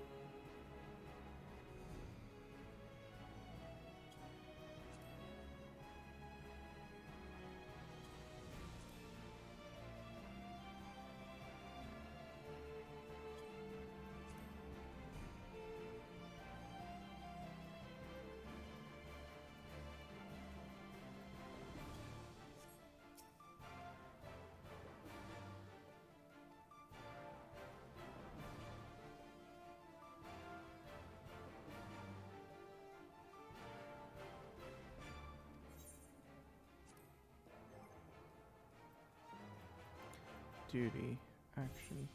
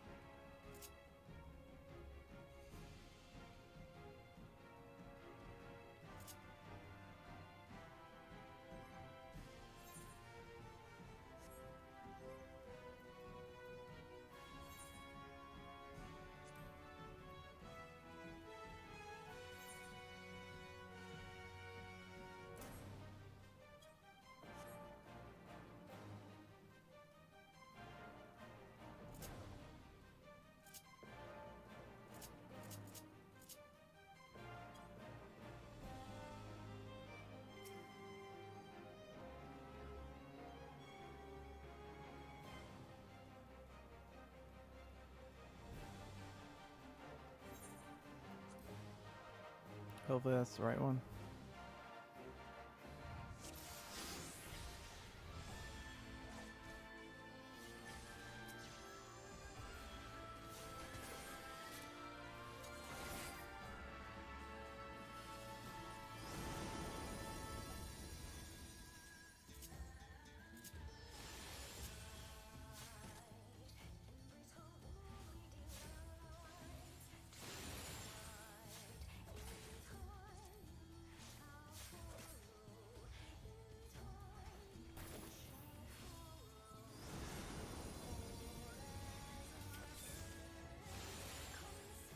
Okay, tripping right now.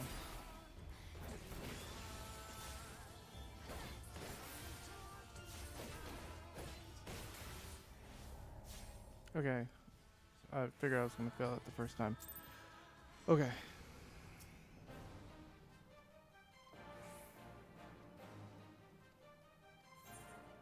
I never did get the hang of that because I think I've had to do that one time. And that first fight, I remember when I had to do this, I think I messed up as the tank as well.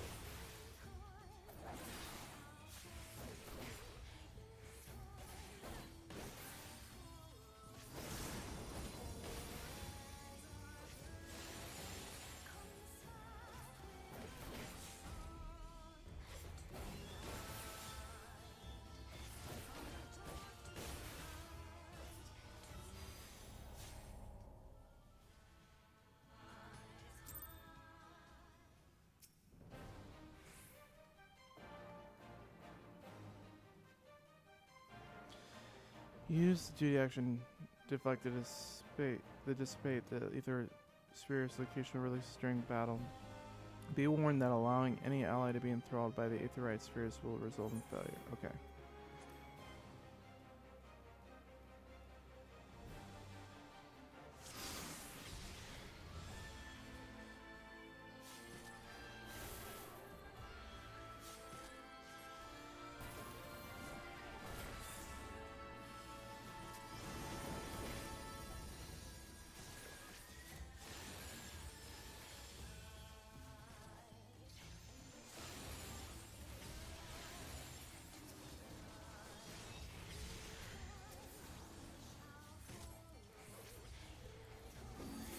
This crap doesn't make any sense to me, man.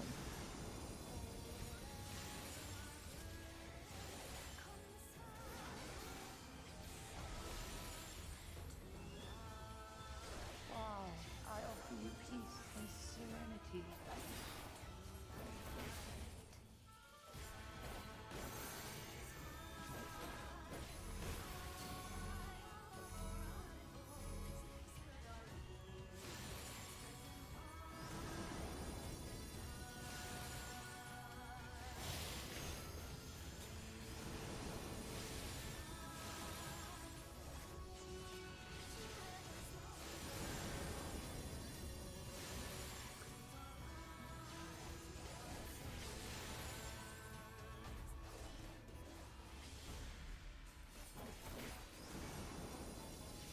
Oh, shoot.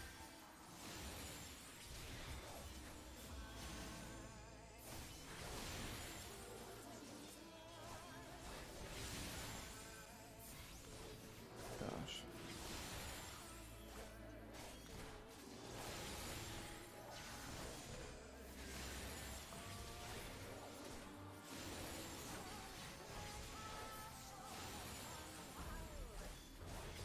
This is wild, bro. Like, so many of them.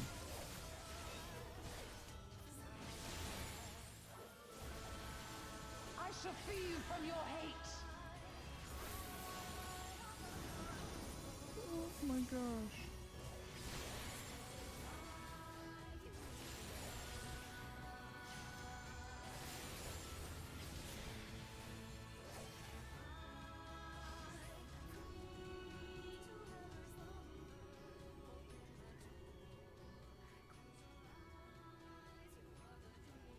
Damn it all!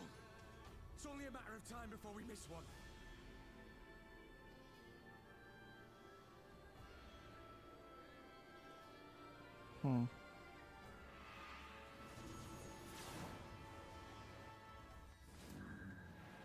No freaking way. Of course she's gonna come in like the badass she is. What of it? Do you want to kill this thing or not?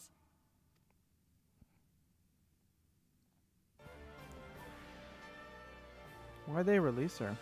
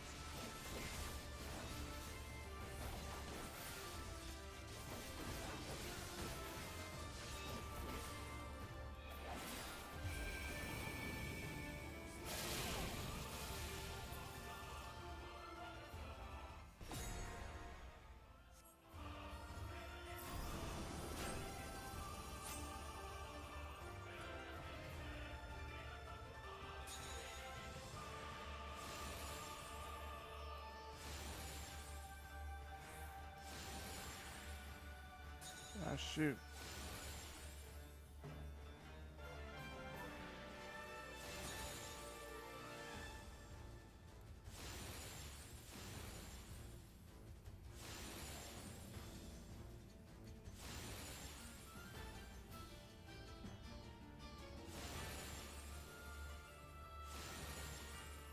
Interesting quest.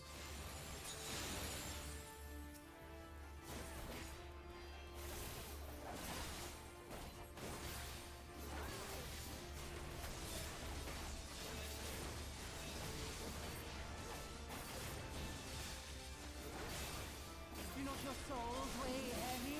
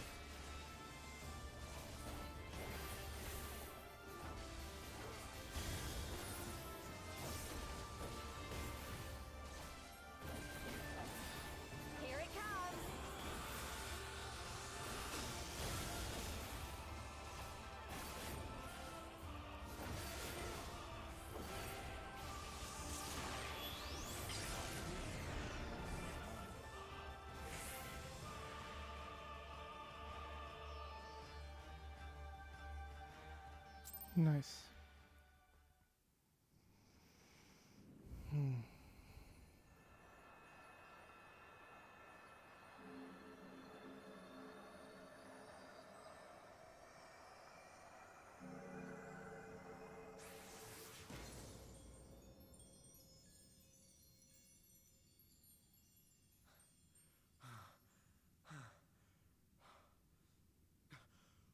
We did it! We beat her!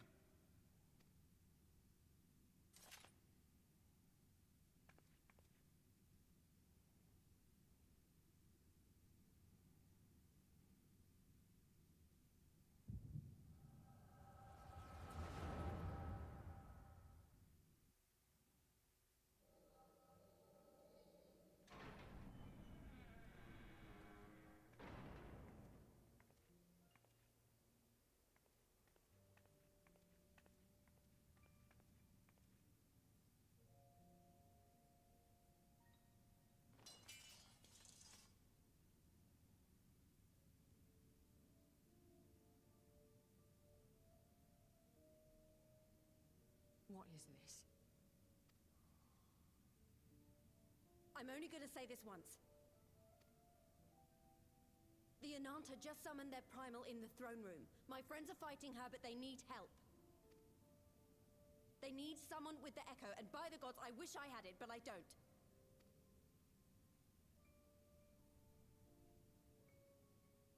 I told you before that you still had time, but things have changed. I need your answer now.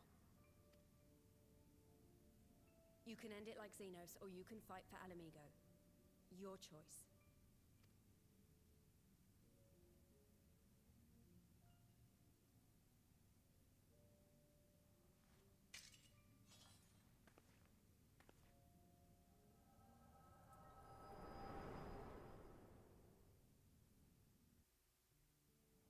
Hmm.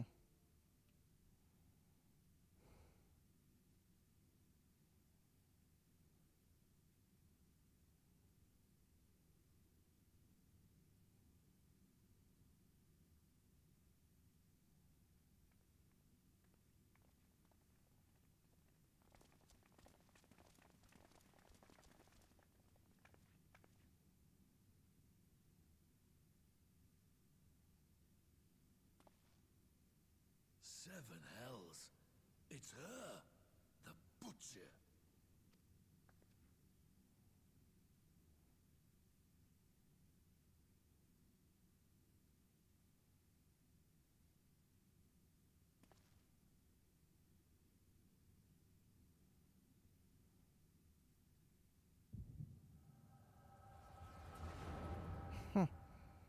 Everyone's just gonna be having memories.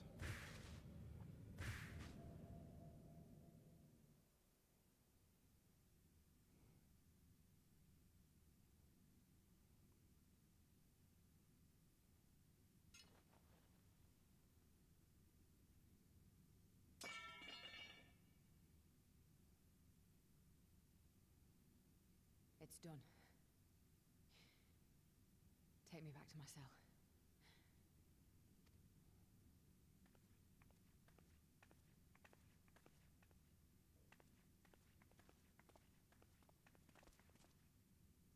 You are not forgiven.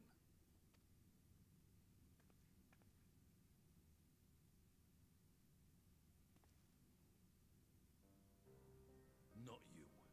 You I will never forgive.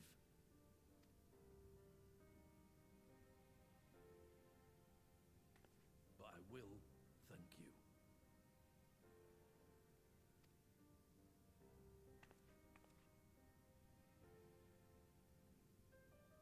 For standing against a primal and saving us from servitude. You have my thanks.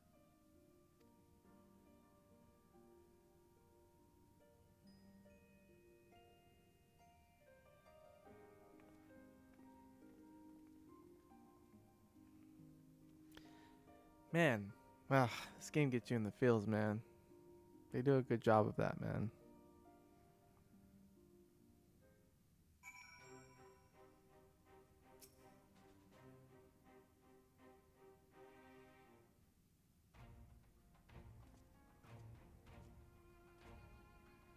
Well thought, Nova, Ehrenwald. That was a near thing. Aye, our stand against the Kolana would have been brief indeed had you not volunteered for guard duty. We'd be enthralled as surely as our sentries were. They must have planned this far in advance. Security was my responsibility, and I know how dangerous primals can be. I should have. Gah, it's my fault. My stupid mistake. Nay, lass. We were all caught unawares. We will take this as a lesson and watch our own more carefully in future. You can be sure that the lackeys who smuggled the crystals into the throne room weren't the only thralls in our ranks. The soldier who first spoke up in favor of the Kualan keeping their weapons springs to mind.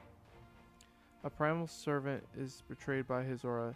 If you mean to conduct an investigation, I can identify any other acting under Sri Lankshmi's influence. Thank you, Ashtola.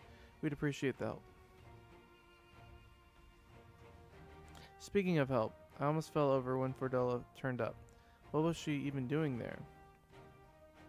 I asked her to come.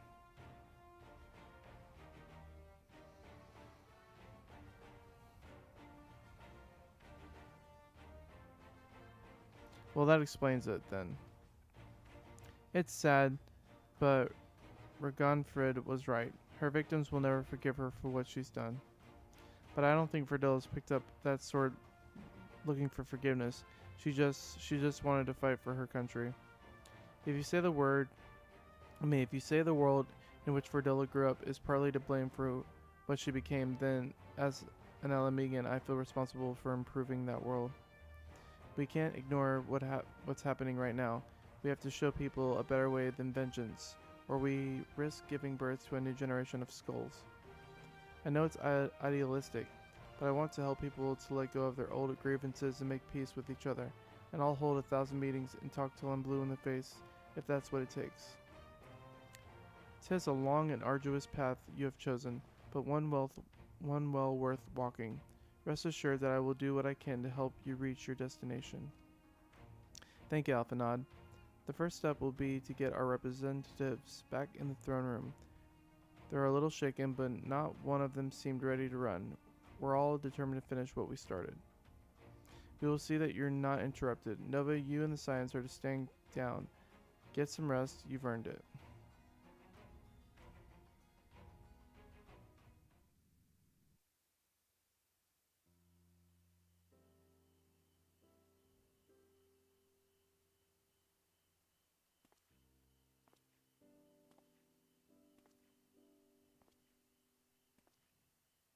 A fine spot to contemplate the heavens.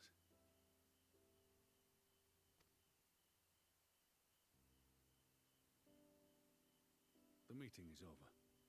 The envoys have chosen to instate a government model on Ishgard's House of Commons, a ruling body of representatives elected by the people.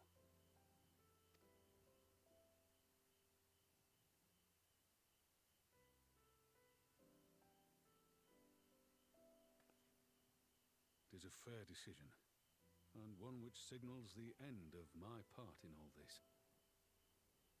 That I would gaze upon Girabania's stars one last time before I leave.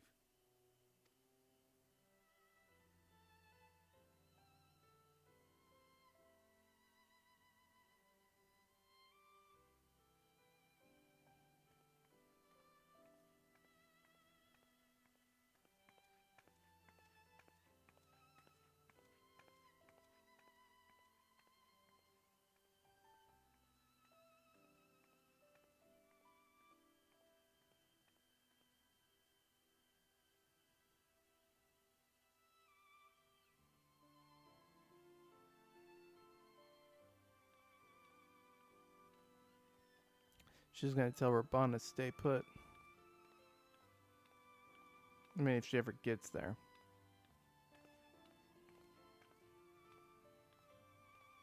Forget something? Your Grace, there was no word.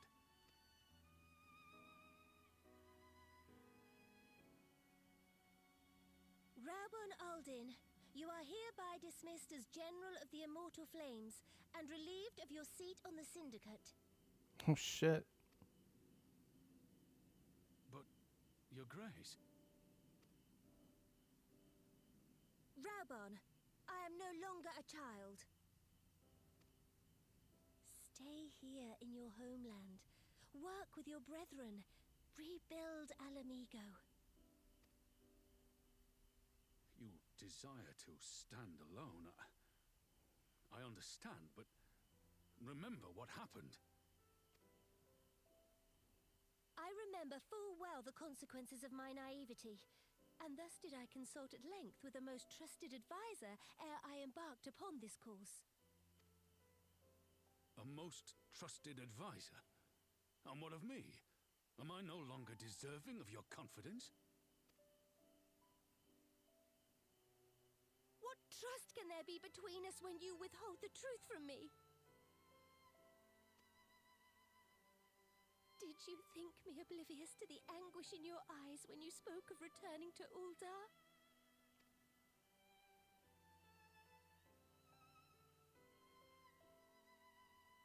For years and years, we have trusted one another. Yet now you refuse to confess your heart's desire? I swore an oath to you that day on the sands. I pledged my sword.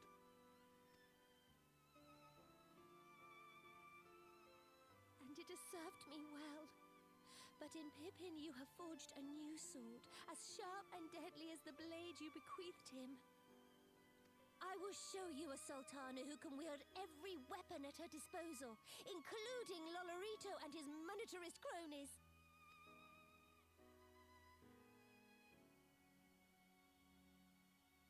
So follow your heart, please. You are home. You are free.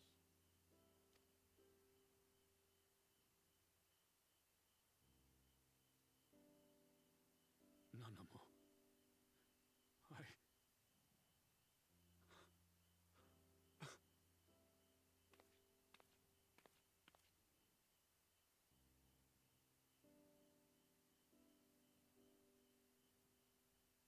Smile for me, Raubon. I would have this parting be a joyous one.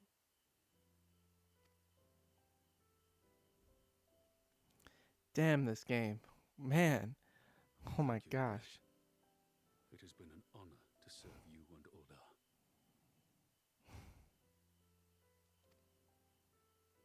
Tomorrow you will serve Alamigo and fight for the good of all Eorzea. Am I understood? Boy, I'm glad the camera ain't on me right now. I'm like tearing up right now. Yes, Your Grace.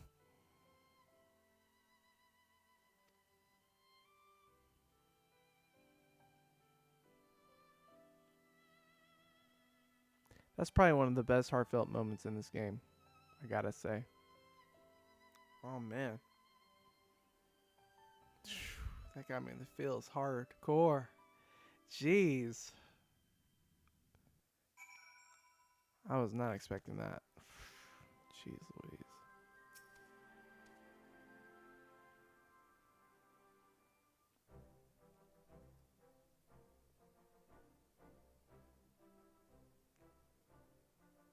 Thanks for shielding us from Lakshmi, you two. If you hadn't been there, the rest of us would be worshipping her by now. You're kind to include me, Lise, but we both know who did most of the work. I could scarce keep track of the battle, let alone land a telling blow. Everyone undersells themselves. No I shame in didn't do admitting it. everything. The Warrior of Light has put far better men than me in the shade.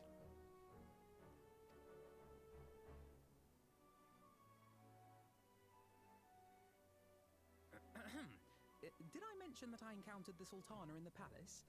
It would seem Her Grace has come to Girabania to oversee the final stages of her relocation project. She was in search of General Oldin, and I directed her to the rooftop garden. I do hope he was still there. Are you in the habit of gossiping about the affairs of royalty, Master Leveilleur? Got him. Certainly not, Your Grace. I was merely informing my companions. Be at ease, Alphino. 'Twas only a jest.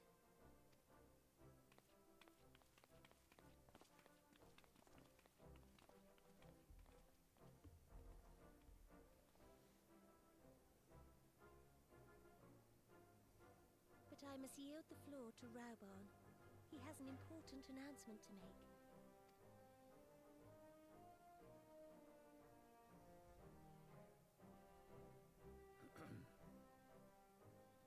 As of yesternight, I have been relieved of my post in the Immortal Flames and the Syndicate both.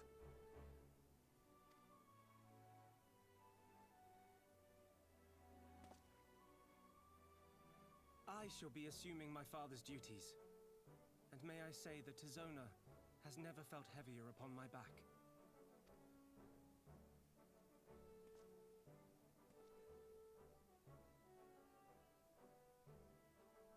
Twould seem I am in need of employment.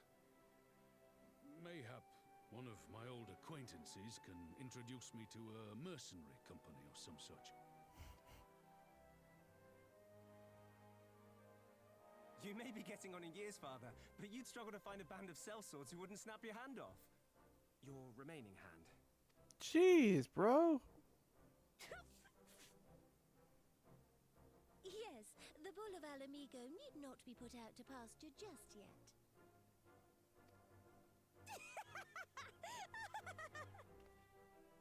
Your Grace has developed a wicked edge to her humor. And you, Pippin, would do well not to laugh when the future may hold the same for you. So,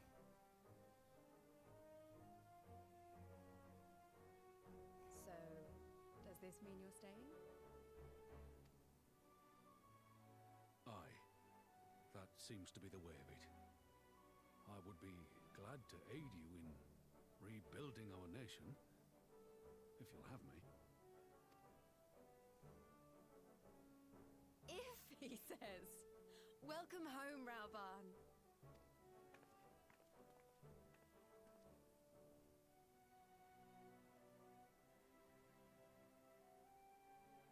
Don't crush your hand, man. Although she might crush yours. Well, that was unexpected. Though you seem distinctly unsurprised.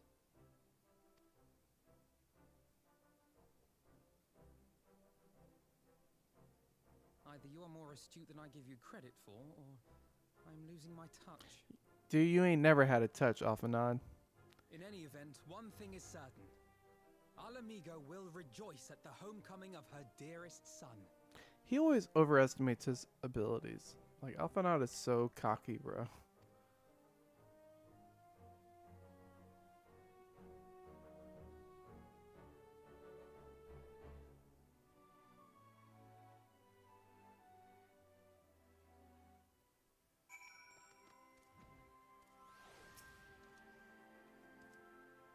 I think it's about time I headed back to Rogger's Reach. What's next for all of you? Alistair will be eager to hear of recent events, so I shall join you if you've no objections. I'd welcome the company. Nova, why don't you come along to the Reach as well once you've said your farewells to Namino and the others?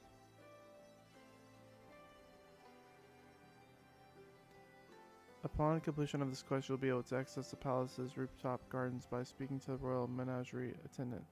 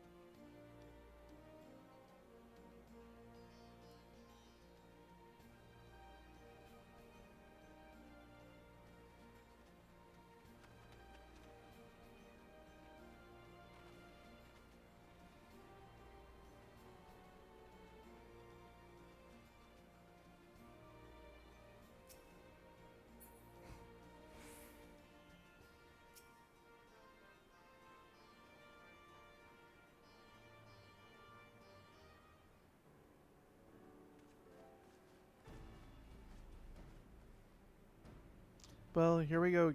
Here we are again. Alphanod has regaled me with a thrilling tale of hidden treasure troves, mid-meetings, betrayals, unlikely alliances, and joyous homecomings. It would seem I missed everything. I was patrolling the palace grounds with Thancred and Ishtola when we heard the report of a primal in the throne room. I honestly doubted my own ears. As others have said, we are lucky to have our echo-blessed champions nearby this time, but we'll need to keep a closer eye on Quelana. You can say that again. This whole episode has reminded me just how far apart our kind still are. It looks like centuries of fear and mistrust really can't be washed away in a day, but someone has to make an effort at reconciliation if these conflicts are ever going to end. Naturally, a lot of people are crying out for vengeance, but I've been doing my best to calm things down. Violent reprisals will only lead to more summonings. Indeed, violence will ever beget violence, as the Empire has learned to its cost in recent times. In any case, summoning Lakshmi was the brood mother's doing, and whoever replaces her might not to be so keen on the idea. We'll just have to watch and wait. Which isn't to say we won't be putting the safety of our allies in the Vera and M tribes first. I plan to have resistance scouts keep track of the Quilana's movements at all times. My parents will be relieved to hear that. What are your plans for the rest of the resistance army, out of interest? Are we to prepare for Imperial counterattacks? That would be a question for the resistance newest recruit, a military commander with far more experience than me. What? The Bull of Alamigo? We call it an army, but the resistance is really a collection of smaller independent groups. And when the Conrad passed his command on to me, that authority only extended to the freedom fighters based in Ragar's Reach. He just happened to be serving as the resistance spokesman at the time, and needed someone to take over the role while everything was in disarray, but that time has passed. When I speak with the other leaders about reforming the army under the new government, I'll be nominating Raban as the overall commander of our forces. He has more experience than the rest of us put together, and we stand to learn a lot from him. Indeed, he is in all aspects the ideal choice. Assuming he accepts the post, Alamigo will have added a formidable weapon to its arsenal. And given the progress of Namino's resettlement initiative, I see great cause for hope. The seeds which we so carefully sowed have begun to quicken, my friends. I like that. We tend to our promises and watch as Alamigo blooms.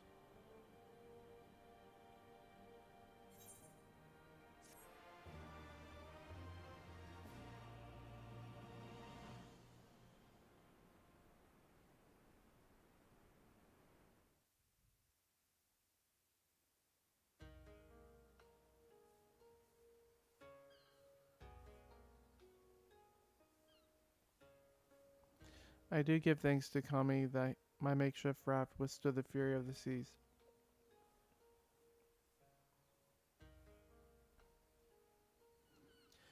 But their generosity ended. Without coins in our pockets for new attire, we are doomed to look like so much jetsam.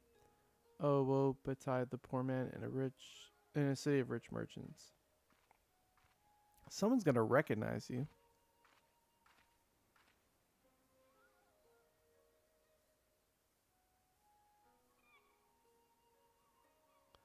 These dango are delicious. Will you have one? I can't believe she's good now. Are we serious right now? So basically, every single villain in this expansion becomes good, essentially, except for the main villain. So this woman, we're gonna turn into a good guy now, and we're gonna turn old girl into a good guy as well.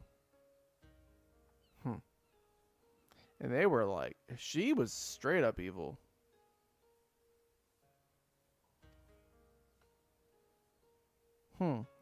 More sweetbreads. I surrender my blade to secure what few coins we have.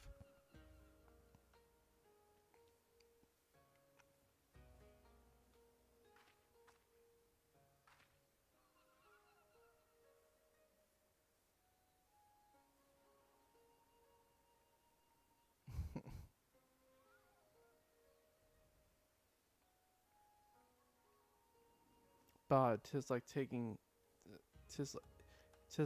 to a child. I mean, did she lose her memory or something like that? And she just like isn't aware of like who she was? Why fate saddled me with this burden I shall never know, but I am alive and I must return to my master's side.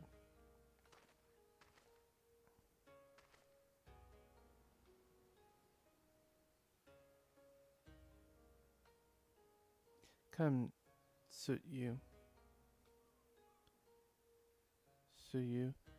We shall find a ship to carry us across the Ruby Sea. She had to have lost her memory. Or she's faking.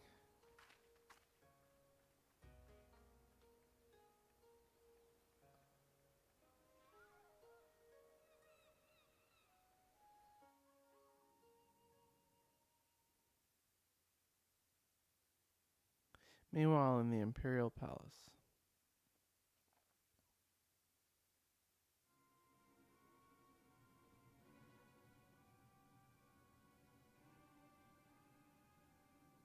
Have you read the reports? First Doma, then Alamigo, and Lord Xenos put to the sword.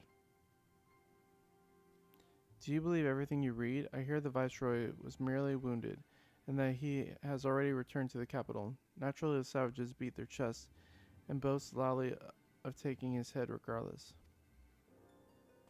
Nay, Lord Xenos lives?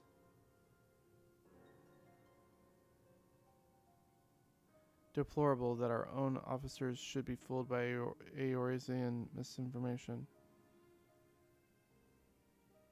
Small wonder the provinces have begun rising up in rebellion. We must prepare an official and above all accurate announcement to quell these pernicious rumors. They would wage war with empty words. Let them produce the Viceroy's remains then.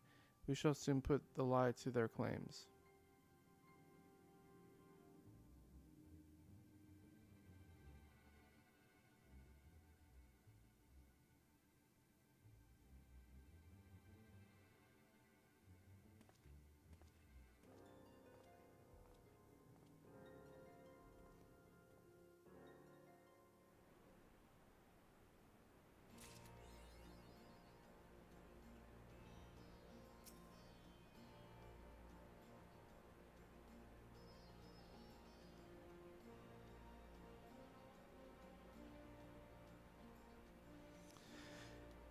And with that, we are done with the first patch, 4.1, and now we will be starting 4.2. But we are going to end that. We're going to end this stream on that note, and we'll start up tomorrow, hopefully, with 4.2. All right, thanks for watching. If you liked the video, hit the like button and subscribe if you want to watch more videos. Anyhow, I appreciate the views. Take it easy. Have a good night. Peace out.